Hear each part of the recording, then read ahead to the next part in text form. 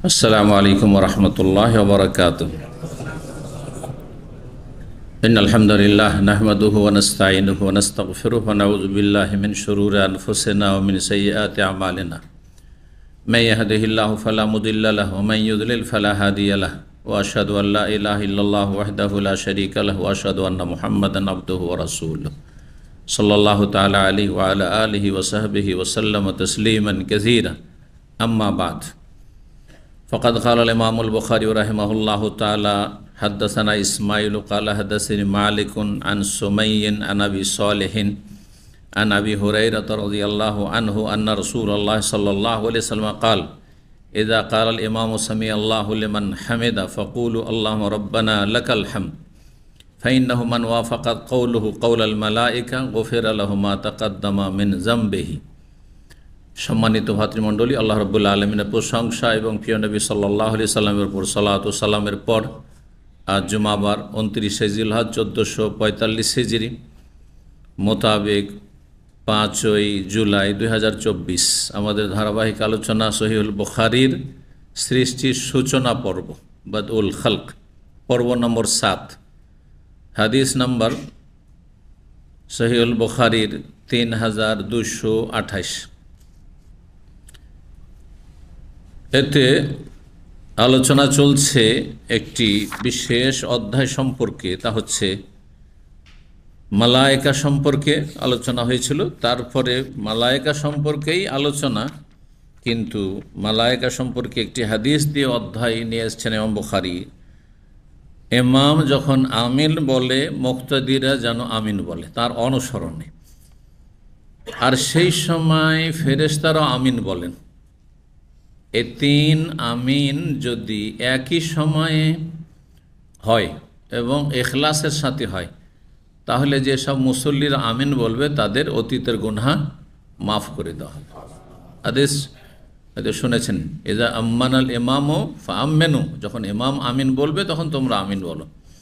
ফাইন্নাহু মান ওয়াফাকাত আমিনহু তামিনাল মালায়েকা, তার আমিন যদি ফেরেশতার ওয়াল মালায়েকাতু ইউমিনুন, অন্য হাদিস রয়েছে ফেরেশতারা আমিন বলে এই সময়টাই। কারণ সূরা ফাতিহা হচ্ছে দোয়া। পুরস্কৃতদের দলে শামিল হতে চাইলেন যারা জান্নাতি, আর যারা পুরস্কৃত নয় তারা দুই শ্রেণীর পথভ্রষ্ট জাহান্নামী। এক শ্রেণী আরেক শ্রেণীর চাইতে বেশি অপরাধী, কিন্তু দুটোই জাহান্নামী। এক দল মাগদুব আলাইহিম, আর এক দল হচ্ছে দল্লিন। এই জন্য ইহদিনাস সিরাতাল মুস্তাকিম সিরাতাল্লাযিনা আন'আমতা আলাইহিম, আল্লাহ ওদের রাস্তা দেখাও, সরল পথ দেখাও, যে পথটি হচ্ছে কার? যারা পুরস্কৃত, নবী, সিদ্দিক, শুহাদা, সালেহিন, যারা জান্নাতি, বিভিন্ন শ্রেণী জান্নাতি, এরা হচ্ছে আন'আমতা আলাইহিম, মুন'আম আলাইহিম।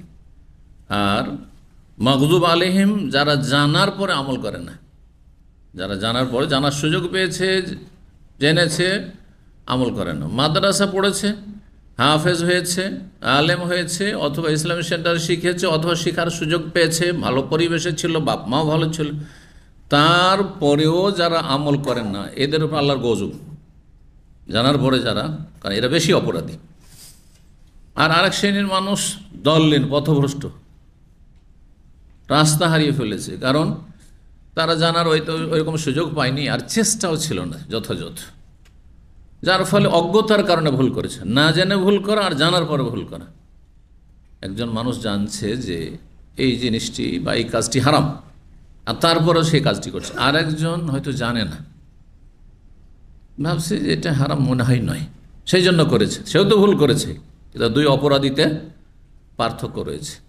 তো আল্লাহ রাব্বুল আলামিন ইহুদিদের বৈশিষ্ট্য সম্পর্কে বলেছেন যে তারা জানার পর, তারা তাওরাত ইনজিল তাওরাত সম্পর্কে যথেষ্ট জ্ঞান রাখত। নবী রাসূলগণের দিন সম্পর্কে তাদের জ্ঞান ছিল, তাদের সম্প্রদায়ে, তাদের সময় জ্ঞানীগুণীরা ছিল, তাদের পুরোহিতরা ছিল, ধর্মগুরুরা ছিল, কিন্তু তারা জানার পরে ঈমান নিয়ে আসেনি। হাতে গোনা কয়েকজন ইহুদি মুসলমান হয়েছে। নবী সাল্লাল্লাহু আলাইহি ওয়াসাল্লাম আমলে ইহুদি মুসলমান হয়নি, হাতে গোনা, যুগে যুগে এখন খুব কম। আর খ্রিস্টানরা সেই যুগে অজ্ঞ ছিল, জানে যে বংশ খ্রিস্টান, যেমন আজকাল অধিকাংশ মুসলিমদের অবস্থা, জানে যে মুসলমান, বাস ইসলাম কি জানেন, ইসলামের রুকন কি, ইমানের রুকন কি, জিজ্ঞাসা করেন। আপনারা তো ওই জামাই দেখতে গিয়ে জিজ্ঞাসা করেন, তাই না? বউ দেখতে গিয়ে জিজ্ঞাসা করেন, তো জিজ্ঞাসা করে দেখেন তো, এটা দিয়ে শুরু করেন। ইসলামের রুকন কয়টি, ইমানের রুকন কয়টি, হ্যাঁ, আর দিনের স্তর কয়টি। এইখানে বুঝে নেবেন যে হ্যাঁ, কলেজ ইউনিভার্সিটি ডাক্তার হয়েছে, ইঞ্জিনিয়ার হয়েছে, আর বড় নেতার সন্তান হয়েছে, পয়সাওয়ালা হয়েছে, ইসলাম সম্পর্কে এই ফাউন্ডেশন সম্পর্কে জানে না, ভিত সম্পর্কে জানে না, বাকি কি আর জানবে? তাহলে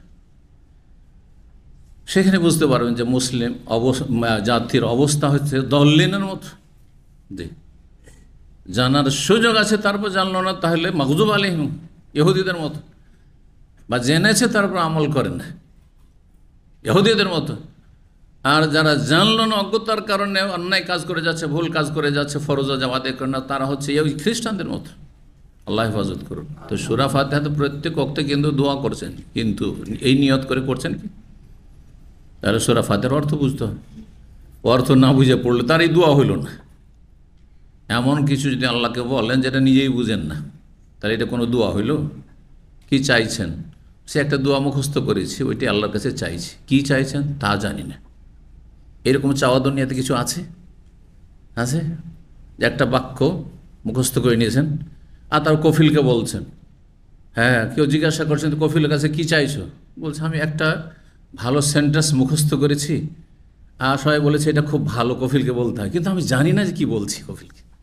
আছে এরকম লোক কোনো? পৃথিবীতে পাবেন? কিন্তু আল্লাহর সাথে সবাই করছেন এই কাজটি। ইল্লা মাশাআল্লাহ, যারা অর্থ বুঝে শুধু সূরা ফাতিহা পড়ছেন অথবা দোয়া করছেন। আল্লাহ সঠিক বুঝ দান করুন। কারণ আমাদের সমাজে আমরা কিন্তু ভুক্তভোগী, আমাদের সমাজে অধিকাংশ লোকের দোয়া এরকমই, কিন্তু হ্যাঁ, আরবিতে দোয়া করবে, আরবিতে মোনাজাত করবে, কিন্তু কিছুই বোঝে না যে কি চাইলাম রবের কাছে। ভালো চাইলাম না মন্দ চাইলাম, দিন চাইলাম না দুনিয়া চাইলাম, হ্যাঁ, ব্যক্তি জীবন চাইলাম না পারিবারিক জীবন চাইলাম, কি চাইলাম কিছুই জানে না। আল্লাহ সঠিক বুঝ দান করুন। তো যাই হোক, ফেরেশতারা আমিন বলে এর সাথে। সূরা ফাতিহা যেহেতু দোয়া, এই গুরুত্বপূর্ণ দোয়াই মুক্তাদি আমিন বলবে কার সাথে? ইমামের সাথে। ইমাম আমিন বলে ইমামের অনুসরণের সাথে সাথে নয়, পেছনে পেছনে, জাস্ট পেছনে পেছনে, খুব বেশি আবার পেছনে নয়। এই ক্ষেত্রে মানুষ হ্যাঁ বাড়াবাড়ি ছাড়াছাড়িতে রয়েছে, দুটোই বর্জনীয়। মাঝামাঝি হইতে হবে, সেটা অনুসরণ, জাস্ট পিছনে থাকতে হবে। আমিন বলা হয়ে গেছে ইমামের, আমিন বলা হয়েছে যে সময় বলছে সে সময় বলেন। দলিন বলা হয়েছে আর বলে ফেললেন না, না, ওকে আমিন বলার সময় দেন ইমামকে। ইমাম আমিন বলেছে, শুনতে পারেন না পান, আনুমানিক তো 10 সেকেন্ডের মধ্যে বলবে, কিন্তু সাথে সাথে দলিন বলে শ্বাসও নেয়নি, কিছু করেনি, আর আমিন আপনি দিলেন আমিন টেনে, না, এটাও না। আবার অনেক লেটে আপনি আমিন পরে বলছেন, না, এটাও হবে না। আম্মানাল ইমাম ফাআমিনু, যখন ইমাম আমিন বলে তখন তার অনুসরণে তাকে ফলো করে আমিন বলো। ওয়াল মালায়েকাতু, আমার ফেরেশতারাও আমিন বলে জমিনে আসমানে, মুক্তাদিদের সাথে, ইমামের সাথে।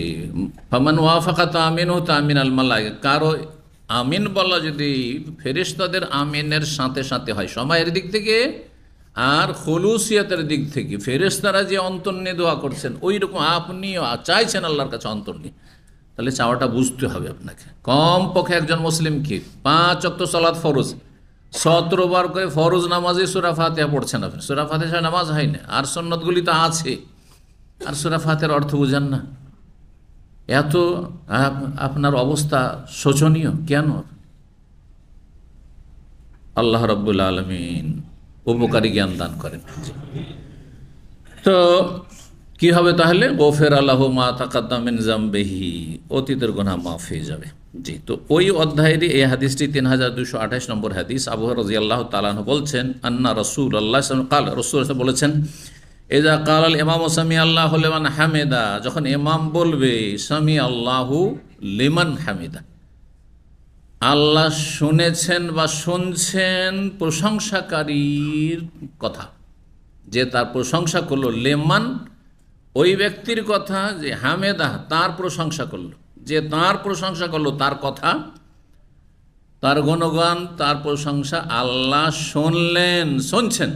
জি, আপনি যা কিছু বলছেন আল্লাহ শুনছেন, এরা ভাবেন না যে আমার কথা কি আল্লাহ শুনছেন, শুনছেন, সব শুনছেন, সালাতে হোক সালাতের বাইরে হোক সব শুনছেন। সামি, আল্লাহর নাম সামি, সামি মানে কি? শুধু শ্রোতা না, আপনি এক দুটা কথা শুনলেন আর কিছুটা শুনলেন অমনোযোগী হয়ে, এদিকেও তাল দিচ্ছেন, ওইটাও শোনা, সামে। আর সামি, আল্লাহর নাম কিন্তু সামে না, সামে মানে সর্বশ্রোতা। বাংলায় তার অনুবাদ দেখবেন কি, সর্বশ্রোতা, সব কিছু জিনিস শোনেন, সমস্ত ভাষা শোনেন, আসতে বলেন, জোরে বলেন, কাছে থেকে বলেন, দূরে থেকে বলেন, ফাইন্নি কারিব, আল্লাহ সবসময় কাছে। তার শোনার দিক থেকে, জ্ঞানের দিক থেকে, পরিবেষ্টনের দিক থেকে, ক্ষমতার দিক থেকে, হ্যাঁ, আল্লাহ সবচেয়ে কাছে। কিন্তু আল্লাহ রব্বুল আলামিন তার জাত সত্তার দিক থেকে কোথায়? তার আরো সেই, জি, এ কথা বললে হবে না যে আল্লাহ সর্বত্র, আল্লাহ সব শোনেন, আল্লাহ কাছে কারিবন বলেছে, মানে আল্লাহ সব জায়গায় আমাদের মাঝে সব একাকার হয়ে পিলারের ভিতরে। তাহলে তো হিন্দু আকিদা আর এ মুসলিমদের গোমরা আকিদাতে কোনো পার্থক্য নেই, এটা হিন্দুইজম। এই জন্য হিন্দুরা সব কিছুরই পূজা করে, কারণ সব কিছুতে দেবতা, সব কিছুতে ভগবান। জি, আপনার আকিদা যদি সর্বত্র বিরাজমান, সব কিছুতে বিরাজমান, তাহলে কি আকিদা হয়ে গেল? এটা একেবারে স্পষ্ট কুফরি আকিদা, স্পষ্ট হিন্দু বিশ্বাস, এটি মুসলিমদের বিশ্বাস নয়। সংশোধন করুন। তো বলছেন যখন সামি আল্লাহু লিমান হামিদা ইমাম বলে, তাহলে ইমাম কি বলবে নামাজে? যখন রুকু থেকে উঠবে বলবে কি? সামি আল্লাহু লিমান হামিদা। ফাকুল, তখন তোমরা বলো, কাকে সম্বোধন করা হচ্ছে? মুক্তাদিকে। তোমরা বলো আল্লাহুম্মা, হে আল্লাহ, রব্বানা লাকাল হামদ, হে আমাদের রব, তোমার যাবতীয় প্রশংসা, তোমার যাবতীয় প্রশংসা। কারণ আল্লাহ শুনছেন। ইমাম বললেন যে যে প্রশংসা করবে আল্লাহ সবার কথা শুনছেন, তার বললেন রব্বানা ওয়া লাকাল হামদ। এই মর্মে বিভিন্ন হাদিস রয়েছে এই বাক্যটি সম্পর্কে। আল্লাহুম্মা রব্বানা লাকাল হামদ এখানে রয়েছে, আল্লাহুম্মা রয়েছে, কিন্তু ওয়ালাকা নেই, তাই না? ওয়ালাকাল হামদ নেই। কোন হাদিসে রয়েছে রব্বানা ওয়ালাকাল হামদ, কোন হাদিসে রয়েছে রব্বানা লাকাল হামদ, আর কোন হাদিসে আল্লাহ রব্বানা ওয়ালাকাল হামদ। তো চার রকমই জায়েজ। এখানে বাহ্যিক হাদিস থেকে কি জানা গেল? যে ইমাম বলবে সামি আল্লাহু লিমান হামিদা, আর তারপর ইমামও কিন্তু রব্বানা ওয়ালাকাল হামদ বলবে। আর মুক্তাদি কি বলবে? শুধু রব্বানা লাকাল হামদ বা ওয়ালাকাল হামদ বা আল্লাহ রব্বানা লাকাল হামদ বলবে। এই হাদিসটা হচ্ছে দলিল কিসের? যে মুক্তাদি রব্বানা ওয়ালাকাল, মুক্তাদি সামি আল্লাহু লিমান হামিদা বলবে না। না হলে এখানে আসতো যে মুক্তাদ যখন সামি আল্লাহু লিমান হামিদা যখন বলে ইমাম, তখন তোমরাও সামি আল্লাহু লিমান হামিদা বলো, তারপর রব্বানা ওয়ালাকাল হামদ বলো। আসতো, তো ওইভাবে আসেনি। এই জন্য ইমাম আহমদ রাহিমাহুল্লাহর মজহাব বা মত হচ্ছে এটি, যে মুক্তাদি শুধু রব্বানা, মুক্তাদি সামি আল্লাহু লিমান হামিদা বলবে না, তার জন্য বলা সুন্নত নয়। পক্ষান্তরে ইমাম শাফির মজহাব হচ্ছে, তার মত হচ্ছে যে না, ইমাম ও সামি আল্লাহু লিমান হামিদা রব্বানা ওয়ালাকাল হামদ বলবে, আর মুক্তাদি ও সামি আল্লাহু লিমান হামিদা তারপরে রব্বানা ওয়ালাকাল হামদ বলবে। জি। আর আমার দেশের আহলে হাদিসদের যে নামাজ শিক্ষাগুলি রয়েছে, তাতে শাফি মজহাবের প্রভাবটা বেশি রয়েছে, কারণ হাম্বলি মজহাবের চর্চা ছিল না, সুতরাং দুটোর তুলনা করে দলিল ওইভাবে দেখা হইতো না। হ্যাঁ, হানাফিদের পাশাপাশি বসবাস করে। হ্যাঁ, অধিকাংশ ক্ষেত্রে দেখা যায় যে সহিহ সুন্নাহ ভিত্তিক হানাফিদের নামাজগুলি না, দুর্বল হাদিস উপর নির্ভরশীল, যার ফলে তখন শাফি মজহাবের ফিকাতে এটা রয়েছে। হ্যাঁ, ওইভাবে তখন আমলটা বেশি প্রাধান্য পেয়েছে, যার ফলে দেখা যায় যে দেশীয় যেসব কিতাবগুলি সহিহ নামাজ শিক্ষা বলে রয়েছে বা বিভিন্ন নামে রয়েছে, সালাতুর রসুল বলে রয়েছে, তাতে মুক্তাদিকে বলা হয়েছে তুমি সামি আল্লাহু লিমান হামিদা বলো, রব্বানা ওয়ালাকাল হামদ বলো। কিন্তু এটাই বেশি সুন্নাহ, সহিহ সুন্নাহর কাছাকাছি মনে হচ্ছে যে মুক্তাদি শুধু রব্বানা ওয়ালাকাল হামদ বলবে। তবে কেউ যদি বলে কোনো দোষ নেই। হ্যাঁ, যদি মনে করে যে তারাও নিজের নিজের দলিল পেশ করেছে, ফজিলত ফাইন্নাহু মান ওয়াফাকা কাউলুহু কাউলাল মালায়েকা, তার কথা যদি ফেরেশতাদের কথার মানে আমিনের অনুকূলে হয়ে যায়, একই সময় গফিরা লাহু মা তাকাদ্দামা মিন যামবিহি, তার অতীতের গুনাহগুলি মাফ করে দেওয়া হবে। কাবিরা না সাগিরা? চুরি করবে, কারো টাকা পয়সা ধার নিয়ে দিল না, হ্যাঁ হ্যাঁ, ঢিলামি করছে, দেশে চলে গেল, বেঈমানি করলো, আল্লাহর হক নষ্ট করছে, ফরজ পড়েন না, নামাজ ঠিক করে পড়েন না, ফজরটা পড়েন না, আর শুধু হ্যাঁ, যখন নামাজটা পড়ে তখন ইমামের সাথে আমিন, ইমামের পিছনে আমিন বলে, বা সব গুনাহ মাফ। ফজর নামাজ পড়েনি ওই গুনাহ মাফ? না না না। কোন গুনাহ মাফ? সাগিরা, ছোট গুনাহগুলি মাফ, ছোটোখাটো যে গুনাহগুলি। কাবায়ের 70-এর বেশি রয়েছে। এই 70টা গুনার কোনো গুনাহ যদি মুসলিম জীবনে থাকে, বিনা তওবাতে শুধু এই ফাজাইলে আমল করে মাফ হবে না। বুঝলেন? ফাজাইল আমল মানে বিভিন্ন আমলে যে ফজিলতগুলি রয়েছে। রমজান মাসে রোজা রাখলেন, হে গফির আল্লাহু মা তাকাদ্দাম মিন যামবি, তারাবি পড়লেন, অতীতের গুনাহ মাফ, আছে না নেই? উযু করলেন, সব গুনাহ ঝরে পড়ে গেল। এইরকম বহু আমলে ফজিলত। মসজিদে হাঁটছেন, প্রতি কদমে কদমে একটা নেকি, একটা গুনাহ মাফ। তাই বলে ফজর পড়েননি আর জোহরে হেঁটে গেছেন, সব মাফ হয়ে গেল নাকি? না, কখনো মাফ হবে না। কি করতে হবে তাহলে? তওবা শর্ত রয়েছে। কাবিরা গুনাহ যেন তওবা শর্ত। আল্লাহর হকের ক্ষেত্রে হ্যাঁ, রাস্তা বাঁকা হয়ে গেছে, আপনাকে যে রোডে চলতে হবে রোডে চলে নিচে গাড়ি নেমে গেছে, ওপরে উঠিয়ে দেন। বুঝা গেছেন? অ্যাক্সিডেন্ট হতে যাচ্ছিলেন, গাড়ি নিচে নেমে গেছে, কিন্তু কি করবেন? রোডে উঠান গাড়ি, আপনি আপন অবস্থায় ফিরে আসেন। আর মানুষের হকের ক্ষেত্রে সংশোধনের সাথে সাথে সংশোধনের একটা গুরুত্বপূর্ণ দিক হচ্ছে, যার হক মেরেছেন হক দেন। শুধু আল্লাহকে বলেন, আল্লাহ মেলা টাকা পয়সাতে বেমানি করে নিচ্ছে, আল্লাহ তুমি মাফ করে দাও।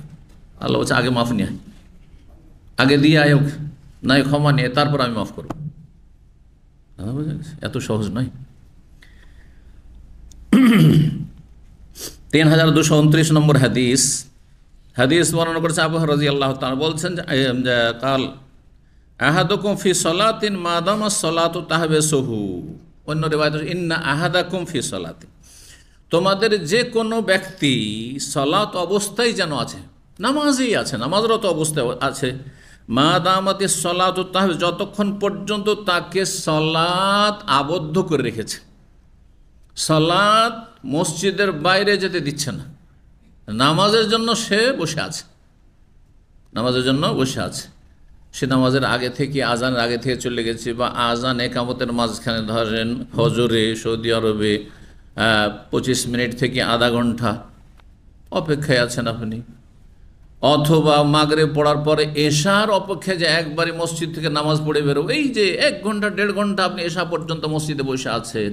জি, জুমার খতিব এখন 1 ঘন্টা পরে আসবে, 10:30টায় উঠেছেন, মসজিদে ঢুকেছেন আপনি, আর খুতবায় উঠবে, তারপরে নামাজ দেরিতে আছে, খুতবা দেরিতে আছে, তারপর 1 ঘন্টা 1.5 ঘন্টা আগে থেকে বসে আছে, যতক্ষণ নামাজের জন্য বসে আছে, কোনো নামাজে অপেক্ষা করছেন, ততক্ষণ পর্যন্ত যেন আপনি মসজিদে বসে থাকলেও নামাজের নেকি পাচ্ছেন। আপনি বসে থাকলেও, তাহলে বসে থাকার সাথে প্লাস যদি কোরআন তেলাওয়াত করেন, হ্যাঁ, নফল নামাজ পড়েন, জিকির আজকার করেন, দোয়া করেন, তাসবিহ তাহলিল করেন, হ্যাঁ,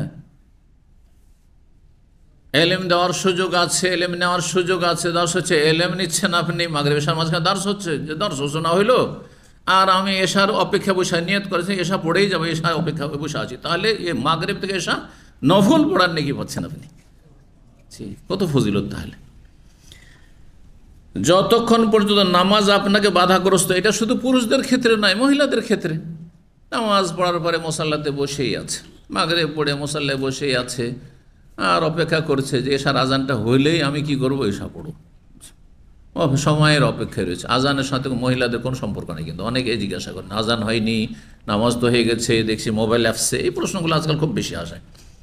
মহিলাদের জন্য আজানের কোনো ফরক, এমনকি পুরুষেরও আজান মসজিদে দেয় না, বিদাতি মসজিদ, আসর পড়বে আপনার একেবারে ঢিলা করে মাগরিবে 40 মিনিট আগে, আর আপনি অপেক্ষা করে বসে থাকবেন। আজানের সাথে সালাতে কোনো সম্পর্ক নেই। কিসের সাথে সম্পর্ক? ওয়াক্তের সাথে। ওয়াক্ত শুরু হয়েছে এটা দেখার বিষয়। আজান যদি আগেও দিয়ে দেয় তবু নামাজ হবে না।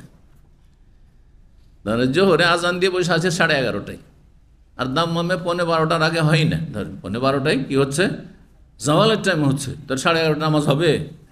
হবে না। সূর্য ডুবার 5 মিনিট 7 মিনিট আগে আজান দিয়ে দিয়েছে, মাগরিব পড়ছেন সাথে সাথে, হবে না? হবে না, নামাজই হবে না। তো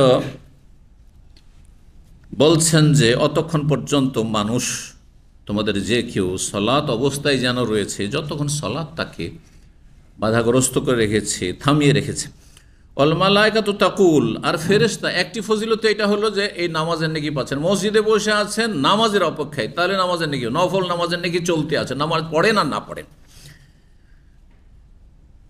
কোনো নাজায়েজ কাজ করছেন না আপনি, কারণ মসজিদে সাধারণত মানুষ গুনার কাজ করেন না। তবে আজকাল মোবাইলের ফেতনার যুগে অনেকে হয়তো ফেসবুক খুলে মোবাইল মসজিদে বসে বসে ফেসবুক দেখছেন, ফেসবুকে নেকি আছে তো গুনাহও আছে। হ্যাঁ, ইচ্ছা করেন আর না করেন, একটা ভালো আলোচনা ওপরে না হয় নিচে দেখছেন যে নোংরামি, তাহলে বোঝা যাচ্ছে মসজিদে বসে আপনি ফেসবুক খুলতে যাবেন না যেখানে একটা মহিলার ছবিও দেখতে হচ্ছে আপনাকে, হারাম। কেউ বলবেন না যে মহিলার ছবি দেখা জায়েজ, হ্যাঁ, কেউ বলবে না, কোনো শরীয়ত বলে না, আর কোনো শরীয়তের আলেম বলবে না যে মহিলার ছবি, মহিলার খবর শোনা জায়েজ না, মোটেই জায়েজ না। আপনি খবর জেনে করবেনটা কি? আমি তো বলি আপনারা কেন, আমি দেশের খবর জেনে আমার কী বা ক্ষমতা যে এতে সংশোধন করব? দেশ, হ্যাঁ, অধপতনে যাচ্ছে, আমার কী বা ক্ষমতা আছে? আমি কী করতে পারবো? পারবো? কোনো ক্ষমতা আছে? মানুষ খারাপ হয়ে যাচ্ছে, আমার ক্ষমতা আছে? হ্যাঁ, প্রশাসন আছে যে রান্না দিয়ে ঠিক করে নেব? আমি খুব বেশি ওয়াজ করব, মানুষকে সংশোধনের চেষ্টা করব, মানুষ শুনল না হলে হ্যাঁ আপন গতিতে চলতে আছে, বাঁকা গতিতে, কিছুই করার নেই। তাহলে এই দুনিয়ার খবর, দেশে এই অঘটন ঘটলো, এটা ভালো হলো তো মন্দ হলো, এত লোক দুর্নীতি করলো আর দুর্নীতিতে এই হয়েছে, তার এই কেস হয়েছে, তো আর আজকে বিচার হলো, এতদিনের জেল হইলো, এগুলো জেনে আপনার লাভটা কি? আপনার এই নলেজটা, না একটা নেকি নিয়ে এসছেন, একটা টাকা নিয়ে এসছেন, আর যেই কাজে একটা নেকিও নেই আর একটা হালাল টাকাও নেই, সেই কাজটার নাম কি? কে বলতে পারেন? লাগো, ফালতু কাজ, অসার। আর মুমিনের শান হচ্ছে, সূরা মুমিনুন আল্লাহ বলেছেন কাদ আফলাহাল মুমিনুন আল্লাযীনা ফি সালাতিহিম খাশিউন ওয়াল্লাযীনা আনিল লাগwi মুরিদুন, যারা সালাতে বিনয়ী, সালাতের হেফাজতকারী, তার সাথে অসার ফালতু কথা কাজ থেকে বেঁচে থাকে। ফালতু কথা কাজে নেই, খুব ফালতু। দেশের এইসব রাজনৈতিক খবরে খেলাফটা কি অবদান রাখতে পারবেন? হ্যাঁ, যারা আছে তারাই তো কিছু করতে পারে না, শুধু নিজের স্বার্থ করেই হচ্ছে তাদের, এছাড়া কিছুই হয় না, কিছুই হয় না, আরও খারাপের দিকে যাচ্ছে। নবী সাল্লাল্লাহু ভবিষ্যদ্বাণীর বাস্তবায়ন, আগামী দিন যা আসছে আরও খারাপ আসছে, এটা হচ্ছে নবী সাল্লাল্লাহু আলাইহি ওয়াসাল্লামের হাদিসের ভবিষ্যদ্বাণী। আপনি এটা কখনো আশা করতে পারেন না, ইল্লা মাশাআল্লাহ, যখন ঈসা আলাইহিস সালামের যুগ কাছে আসবে আর ইমাম মেহেদী আসবে তখনকার কথা ভিন্ন। বাকি আগামী যত দিন আসছে, বিগত সময়কালে যারা এসেছিল তাদের চেয়ে খারাপ অবস্থা আসছে যে কোনো ক্ষেত্রে। আল্লাহ হেফাজত করুন। তো আর একটি ফজিলত, মসজিদে যদি বসে থাকেন, ওয়াল মালায়েকাতু তাকুল্লু, ফেরেশতা বলতে থাকেন আল্লাহ মাগফির লাহু ওয়ারহামু, হে আল্লাহ তাকে মাফ করে দাও, যে মসজিদে বসে আছে নামাজের আশায়, ওয়ারহামহু, তার উপর রহম করো, দয়া করো। কে দোয়া করে? মাগফিরাত এবং রহমতের দোয়া করে। মা লাম ইয়াকুম মিন সালাতে, যতক্ষণ পর্যন্ত সে মসজিদ থেকে আপনি দাঁড়িয়ে যাননি, মানে চলে যাননি, মসজিদের বাইরে চলে যান, তাহলে এই ফজিলত হারিয়ে ফেলবেন আপনি। আও ইউহুদিস, অথবা মসজিদে বসে আছেন কিন্তু আপনার উযু নষ্ট হয়ে গেছে, তাহলে উযু নষ্ট হলে তো নামাজ পড়তে পারছেন না। তাহলে মসজিদে যদি নেকির আশে বসে থাকেন, যেন নফল নামাজে আমি নেকি পেতে থাকি, মাগরিব থেকে এশা বা এক ওয়াক্ত থেকে আর এক ওয়াক্ত, বা এই সময়টাই আরও আধা ঘন্টা 40 মিনিট বাকি আছে একামত হইতে, আমি আগে থেকে মসজিদে ঢুকে পড়েছি, তাহলে উজু করে বসতে হয় বা উজু বসতে হয়। উজু নষ্ট হয়েছে, তার সাথে সাথে যান উজু করে এসে বসেন। বিনা উজুতে বসে মসজিদে গল্প করছেন, গঠনমূলক গল্প করছেন, দিনের কথা বলছেন, তাহলে এই নেকিটা পাবেন না, মানে ফেরেশতাদের দোয়া পাবেন না। ফেরেশতাদের দোয়ার জন্য মসজিদে উজু অবস্থায় বসে থাকতে হবে। 3230 নম্বর হাদিস, হাদিস বর্ণনা করছেন সাফওয়ান বিন ইয়ালা, তার পিতা ইয়ালা বিন উমাইয়া থেকে। তিনি বলেন সামিউতুন নবী সাল্লাল্লাহু ইয়াকরাউ আলাল মিম্বারে, নবী সাল্লাল্লাহু আলাইহি ওয়াসাল্লামকে আমি বলতে শুনেছি, তিনি এই আয়াতটি পাঠ করছিলেন, সূরা যুখরুফ আয়াত নম্বর 77, মিম্বারের ওপর চেপে, মেম্বারে চেপে পাঠ করছিলেন। কি? ওয়ানাদাউ ইয়া মালিকু লিয়াকযি আলাইনা রাব্বুক, ওয়ানাদাউ, জাহান্নামীরা জাহান্নামে যখন জ্বলবে, আর কোনো দিকেই কোনো রকমের মুক্তির রেহাইয়ের চান্স নেই, কোনো চান্স নেই, হলুদ চিরকাল থাকো, চিৎকার করে ডাকবে আসামিরা যদি জেলখানাতে চিৎকার করে তো কিছু প্রহরী চলে আসবে, ব্যাপার কি দেখি, হ্যাঁ দেখি, তাই না? কি সমস্যা? যদি দেখা যায় যে এক রোগীকে, এক আসামিকে হাসপাতাল নিতে হবে তাড়াতাড়ি, তাহলে তাকে নিয়ে যাবে। কিন্তু জাহান্নাম থেকে অমাহম বে খারেজি নেমে নান্নার, জাহান্নাম থেকে বের হইতে পারবে না, কোনো চান্স নেই। চিল্লা চিল্লি করলো, জাফিরুন ও শাহিক, কোনো, হ্যাঁ আর্তনাদ করলো, কান্নাকাটি করছে, কোনো কিছু কাজে আসলো না। তখন চিন্তা করবে যে দুনিয়াতে যারা খুব বেশি বিপদগ্রস্ত হইতো, আর দুনিয়া যেন তার জন্য বিপদ হয়ে দাঁড়িয়েছে, এক মুহূর্ত যেন আর বরদাস্ত হচ্ছে না। তখন মানুষ কি আকাঙ্ক্ষা করে? মরণের আকাঙ্ক্ষা করে। কিসের আকাঙ্ক্ষা করে? মরণের আকাঙ্ক্ষা করে। তখন যে আর পারছি না, বরদাস্ত করতে পারছি, বরদাস্তের বাইরে। ভালো মানুষ অনেক সময় মরণের আকাঙ্ক্ষা করে যে দুনিয়ার চাইতে এখন আখেরাত যদি আল্লাহ ভালো হয়। এই জন্যই আল্লাহ দোয়া শিখেছেন। আমি যেহেতু জানি না, আপনি জানেন না, যদিও যতই বিপদগ্রস্ত হন না কেন, যতই কষ্টে থাকেন না কেন, বিশেষ একটি দোয়া রয়েছে, আল্লাহ আমি জানি না, যদি আমার জন্য বেঁচে থাকা ভালো হয় তো বাঁচিয়ে রাখ, আর যদি মরে যাওয়া ভালো হয়, এটা আমার জন্য কল্যাণকর, এই বিপদের চাইতে ভালো হচ্ছে মরে যাওয়া, তাহলে তুমি নিয়ে নাও। এতটা দোয়া করা যাবে। এই দোয়া কার মুখস্থ আছে? না হলে অন্তত বাংলা ভাষা বললে তো দোয়া হয়ে গেল, কিন্তু এটা হচ্ছে দোয়ার সার কথা বা অর্থ। হ্যাঁ, আল্লাহুম্মা আহিয়ানি, সহিহ মুসলিমের হাদিস, মা কানাতিল হায়াতু খায়রাল্লি ওয়া তাওয়াফানি ইযা কানাতিল ওয়াফাতু খায়রাল্লি। নবী সাল্লাল্লাহু আলাইহি ওয়াসাল্লাম বলেছেন, লা ইয়াতামান্নায়ান্না আহাদুকুম আমুল মাউত, তোমাদের কোনো ব্যক্তি যেন মরণের আকাঙ্ক্ষা না করে। আল্লাহ যদি মরে যেতাম, আল্লাহ তুমি মরণ দিয়ে দাও, না, কখনো দোয়া করবেন না। হতে পারে যে এখন মরে যাওয়াটা আপনার জন্য ক্ষতিকর, আপনার স্ত্রী ছেলে মেয়েদের জন্য ক্ষতিকর, আপনার ভবিষ্যতের জন্য ক্ষতিকর, যে আপনি জাহান্নামে যেতে হবে এই অবস্থায় মরে গেলে, এখনো পাপের বোঝা নামেনি, তওবা হয়নি। আর কখনো কখনো মরণটা বেটার হইতে পারে, যে এরপরে আরো বড় ফিতনা আসছে, যে ফিতনা বাঁচতে পারবো, দাজ্জাল আসছে, তাহলে আল্লাহ এইটাই ভালো যে তার আগে চলে যায়, কারণ দাজ্জাল আসলে ইমান টিকাইতে পারবো না। খুব কমই মানুষ আছে ইমান টিকাতে পারবে পৃথিবীর, ঠিক না? কোন যে ফিতনা কখন আসে। তো এই জন্য এই দোয়া করা ভালো, যেহেতু জানা নেই ভবিষ্যৎ সম্পর্কে। আর যারা বলছে আল্লাহ মরণ দাও, এটা জায়েজ নয়, নিষেধ করেছেন নবী সাল্লাল্লাহু আলাইহি ওয়াসাল্লাম। ফাইন কান লা বুদ্দা ফাইলান, যদি দোয়া করতে হয়, দুনিয়া আর ভালো লাগছে না, পারছি না বরদাস্ত করতে, তাহলে এই দোয়াটি ফালিয়া করলে, এই দোয়া করো। এটা তো যাদের মধ্যে ঈমান কিছুটা আছে। আর যারা বেঈমান, মুসলিম সমাজের বেদিন, তারা কি করে? হ্যাঁ, কঠিন পরিস্থিতি বরদাস্ত হচ্ছে না, কি করে? আত্মহত্যা করে। মনে করে যে আমি থাকবই না। হ্যাঁ, নিজের প্রাণ, যে নিজের রূহ, নিজের প্রাণ, নিজের জীবন, সব কিছু আল্লাহর নিয়ামত, আল্লাহর দান, এটাকে আল্লাহ হেফাজত করতে, সংরক্ষণ করতে বলেছেন। এই জাহেল বুঝেই না, বেঈমান বেদিন বুঝে না, মনে করেছে আমার জান, আমার জীবন আমি রাখলাম না। না না, তোমার জীবন না, তোমার বাবারও জীবন না, রবের। ইন্না লিল্লাহ, আমরা সবাই আল্লাহর। আল্লাহ যখন নেবেন তখন আল্লাহর উপরে ছেড়ে দিতে হবে। আল্লাহ ভালো জানে তোমার জন্য কখন যাওয়াটা ভালো। সুতরাং আত্মহত্যা হচ্ছে মহা অপরাধ, মহা অপরাধ। অনেকে তো বলছে জানাজে পড়াই যায় না, তবে ভালো মানুষরা পড়বে না, নেক মানুষরা পড়বেন না, সমাজের যারা সাধারণ মানুষ তারা পড়বে। কারণ সে নিশ্চিত কাফের হয়ে মারা গেছে বলা যাবে না। তার মানে এমন একটি বদাকিদা আছে, সেটা যদি থাকে তো অবশ্যই কাফের। যদি সে তকদির অসন্তুষ্ট, আমি মানি না তকদির, হ্যাঁ এই তকদির আমি খুব অসন্তুষ্ট, আল্লাহ কেন এটা করলো, তাহলে কাফের সে। অনেকেই তো আত্মহত্যা করছে তকদিরের উপর অসন্তুষ্ট হয়ে, তাহলে এটা বড় কুফরি। কিন্তু না, বরদাস্ত করতে পারে, আর বরদাস্ত হচ্ছে না সেজন্য। কিন্তু আল্লাহর বিরুদ্ধে অভিযোগ না, কমপ্লেন না, তকদির অস্বীকার করা নয়, অসন্তুষ্টি নয়, তাহলে সে ফাসেক, পাপিষ্ট হয়ে মারা গেছে, ফাসেকের জানাজা পড়া যাবে। এই জন্য আসল হচ্ছে, যেহেতু আমরা অন্তর্জামী নই, অন্তর জানি না কি অন্তর নিয়ে সে গেছে, সেই জন্য সাধারণ সমাজের লোকেরা জানাজা পড়বে। আমার এই বিষয়ে বিস্তারিত আলোচনা আছে একটি আত্মহত্যা অপরাধ সম্পর্কে। আর সমাজের আলেম ওলামা, পরহেজগার লোকেরা, মুত্তাকি লোকেরা, হ্যাঁ তারা জানাজা পড়বে না, যাতে করে দেশবাসী, এলাকাবাসীর জন্য শাসন হয়। আগামীতে যেন এই রকমের পদক্ষেপ কেউ নয়, হারাম পদক্ষেপ না, আত্মহত্যা না করে। কারণ আত্মহত্যা করলে কোনো আলেমে নামাজ পড়েনি জানাজা, কোনো তার দিনদার পরহেজগার আল্লাহ লোকেরা নামাজ পড়েনি, কোনো 5 ওয়াক্ত কায়েমে নামাজি লোকেরা নামাজ পড়েনি, সব সাধারণ লোকেরা কোন রকম জানাজা পড়ে মাটিয়ে দিয়েছে।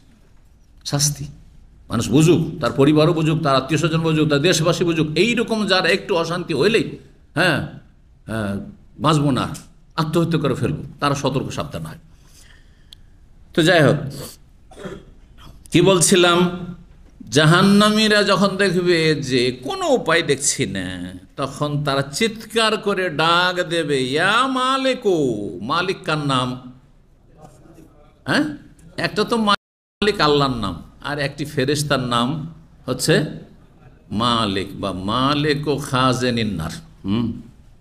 মালিক ও খাজেনিন্নার, জাহান্নামের রক্ষীদের যিনি প্রধান, জাহান্নামে যারা পাহারাদার তাদের প্রধান জাহান্নামের দারোগা। আমাদের দেশেও আগে ওয়াজে আমরা জাহান্নামের দারোগার ওয়াজ শুনতাম, ঠিক না? শুনতেন না? ওই জাহান্নামের দারোগাই বলেন দেশীয় ভাষায়। তো জাহান্নামের পাহারাদার প্রধান যিনি, তাকে ডাকবে, ইয়া মালিক, হে মালিক ফেরেশতা, মানে জাহান্নামের যিনি প্রধান।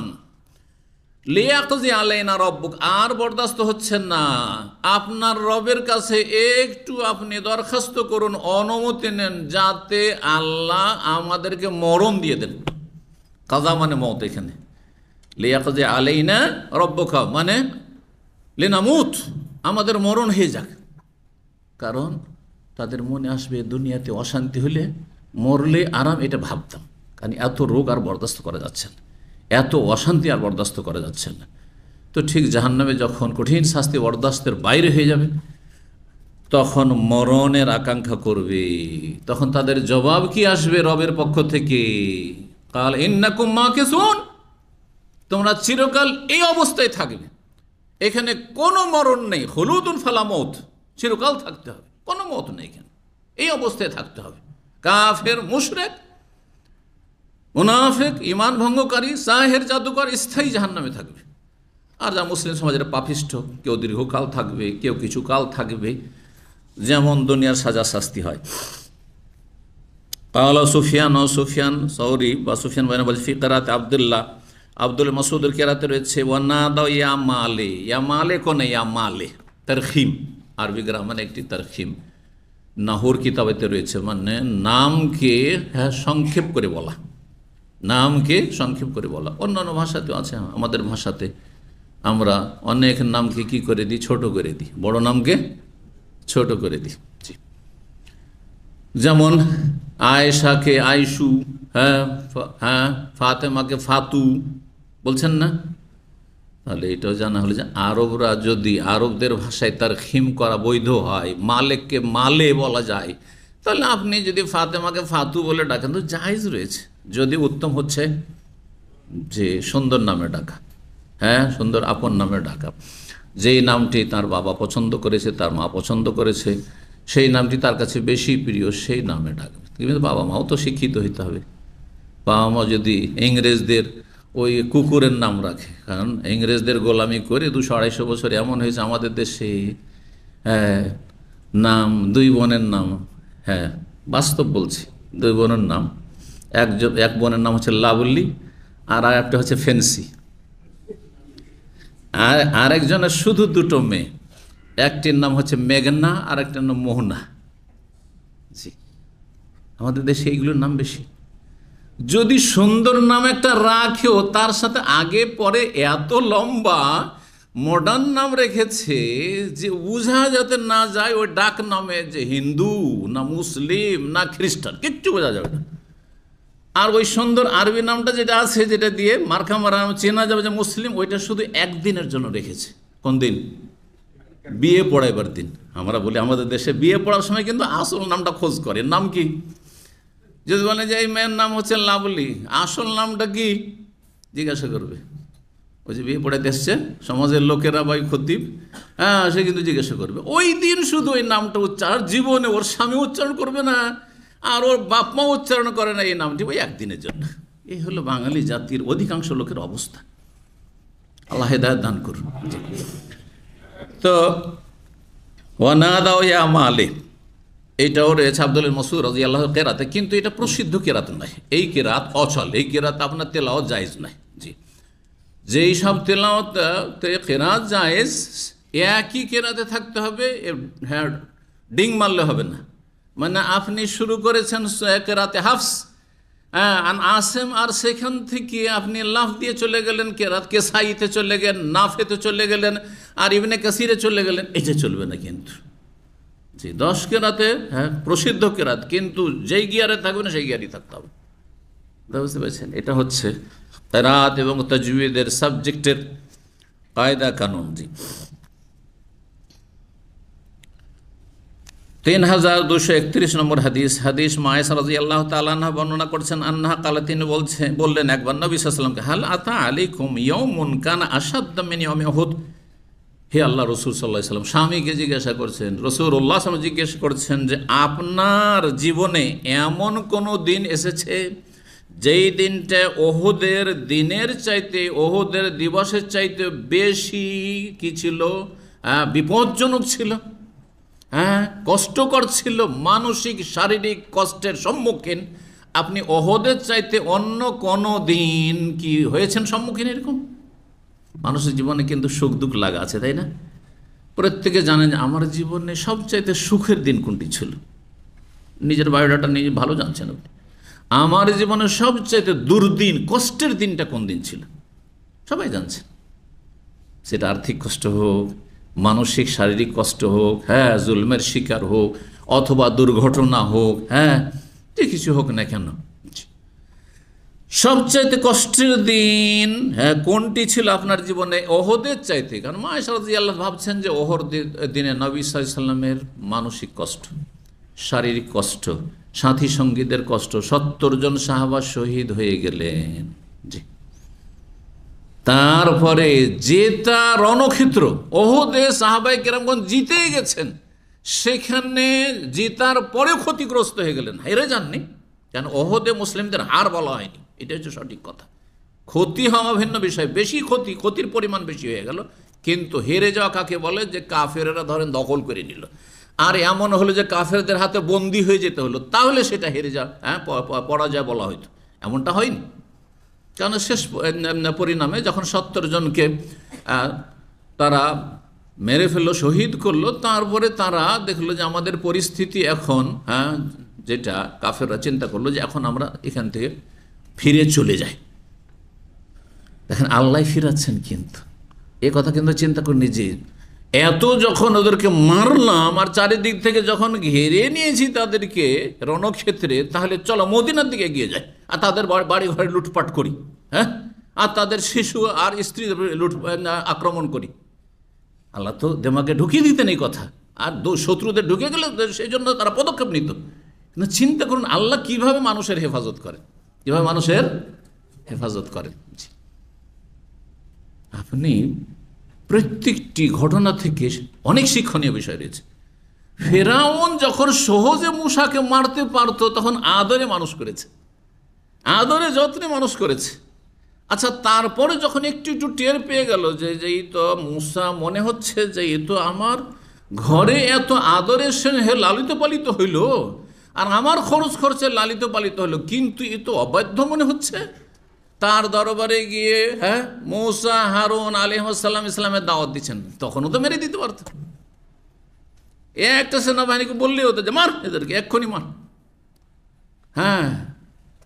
কিন্তু সে কল্পনা করতে পারে যে এই হচ্ছে সেই বালক, যেই বালকের কথা আমাকে জ্যোতিষী বলেছে যে এমন একজন আসছে বনি ইসরাইলে, যার হাতে আপনার দুনিয়ার পতন ঘটবে, রাজত্বের পতন ঘটবে, ধ্বংস হবে। আর এই জন্য হাজার হাজার বনি ইসরায়েলের শিশুকে জবাই করেছে, ছেলে সন্তানকে জবাই করেছে, হাজারো শিশুকে জবাই করতে পেরেছে বনি ইসরায়েল, কিন্তু মূসাকে পারল না। যখন পারত তখন মগজে কথা আসেনি, মেরে দেওয়া। আল্লাহর কাজ, এটা মানুষের কাজ নয়। এখানে মানুষের কোনো ক্ষমতা চলে না। মূসা আলাইহিস সালামের ক্ষমতা ছিল না যে সেখানে তিনি প্রতিরক্ষার ব্যবস্থা করেন, কিন্তু আল্লাহ ওর দেমাগে দেয়নি যে মারো একে। তার যে যারা উপদেষ্টা ছিল, পরামর্শদাতা, মন্ত্রী, মিনিস্টার, তারাও এই কথা বলেনি যে একে মারেনি, এটাই মনে হয় ওই সেই, এই কথা বলা, ওদেরও দেমাগে এই কথা আসেনি। কিন্তু যখন মূসাকে মারবো বলে সে একেবারে বদ্ধপরিকর, ধরবো মারবো, তখন আল্লাহ বললেন যে মূসা এখন রাতারাতি বেরিয়ে যাও, নাহলে আজ কি অবস্থা খারাপ, রাতারাতি বেরিয়ে যাও। একেবারে সকাল হওয়ার আগেই মেসর থেকে বেরিয়ে যাও, সামনে সামনে আবার সাগর, লোহিত সাগর, পেছনে হাজার হাজার সেনাবাহিনী চলে আসছে ফেরাউন। যখন মারার জন্য যাচ্ছে তখন সেখানে গিয়ে ফেরাউনের কবরস্থান হয়ে যাচ্ছে। দেখলেন, যখন মারার জন্য যাচ্ছে তখন ফেরাউনের সেনাবাহিনীর কবরস্থান হয়ে যাচ্ছে এই লোহিত সাগর। আর সহি সালামতে মুসা আলাইহিস সালাম তার বংশধর বনী ইসরাইলদেরকে নিয়ে চলে যাচ্ছিলেন, মুমিনদেরকে নিয়ে। দেখেন আল্লাহ রাব্বুল আলামিনের কারখানায় কীভাবে আল্লাহ কাজ করেন, যেন সব কিছু আল্লাহর হাতেই।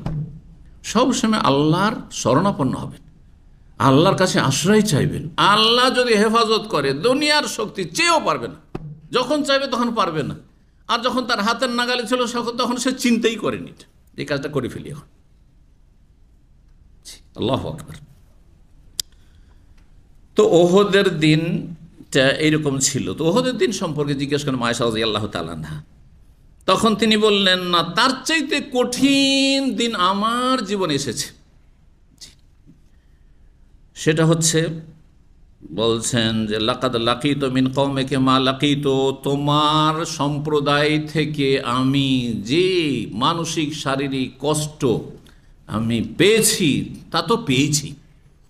তোমার কম বলতে কুরাইশ, কারণ আয়েশা রাদিয়াল্লাহু তাআলা কুরাইশ বংশের এবং নবী সাল্লাল্লাহু আলাইহি ওয়াসাল্লাম কুরাইশ বংশের। তো উদ্দেশ্য হচ্ছে তোমার জাতি মানে তারাই যেহেতু প্রধান নেতৃত্বে ছিল, আরব দেশের নেতৃত্বে, আর বিশেষ করে গোত্রীয় নেতৃত্বে আর ধর্মীয় নেতৃত্বে কুরাইশরাই ছিল প্রধান।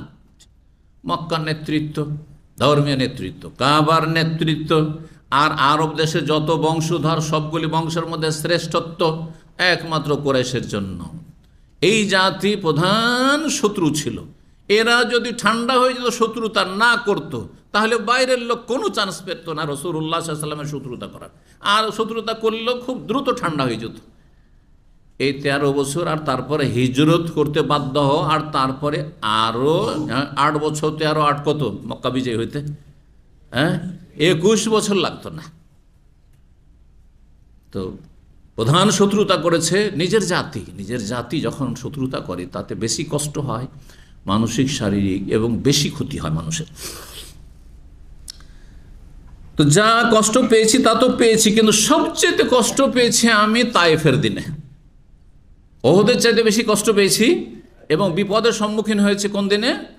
তায়েফের সফরের দিনে। বলছেন ওয়াকানা আসাদ্দু মা লাকিতু মিনহুম ইয়াউমাল আকাবাতে, আর সবচাইতে বেশি কঠিন কষ্টের বিপদের সম্মুখীন হয়েছি আকাবার দিনে। সেই ঘাটিতে, যখন তায়েফের পাহাড়ের ঘাটিতে আমি অবস্থান করছিলাম। এখানে উদ্দেশ্য ওইটা, আকাবা মানে ওই মেনার আকাবা নয়, এখানে যে আকাবা বলা হয় দুটো পাহাড়ের মাঝখানে, ধরেন সংকীর্ণ হয়ে আসছে নিচু জায়গা, ওই জায়গা ঘাঁটি। জি, এখানে ইজ আরালতু নাফসি আলা ইবনে আবদে ইয়ালিল। আপনারা জানেন যে তায়েফ শহরটি পাহাড়ের ওপর অবস্থিত। জি, দূর থেকে যদি দেখেন ভালোভাবে তাহলে দেখবেন যে তায়েফ হচ্ছে একটা পাহাড়ের উপর। দিনে বোঝা যায় না, কিন্তু আমি জীবনের প্রথম যে তায়েফে সফরটা করেছিলাম, ছাত্র জীবনে রাত্রে সফর করেছিলাম। তো মক্কার এক সঙ্গী ছিল আমার, জাজাহুল্লাহ খের, পুরাতন মানুষ, মক্কাতে অনেক দিন ধরে বাপ মা ওটা আত্মীয় স্বজন সব তারা ওই চিটাগাং কক্সবাজারে ছিল।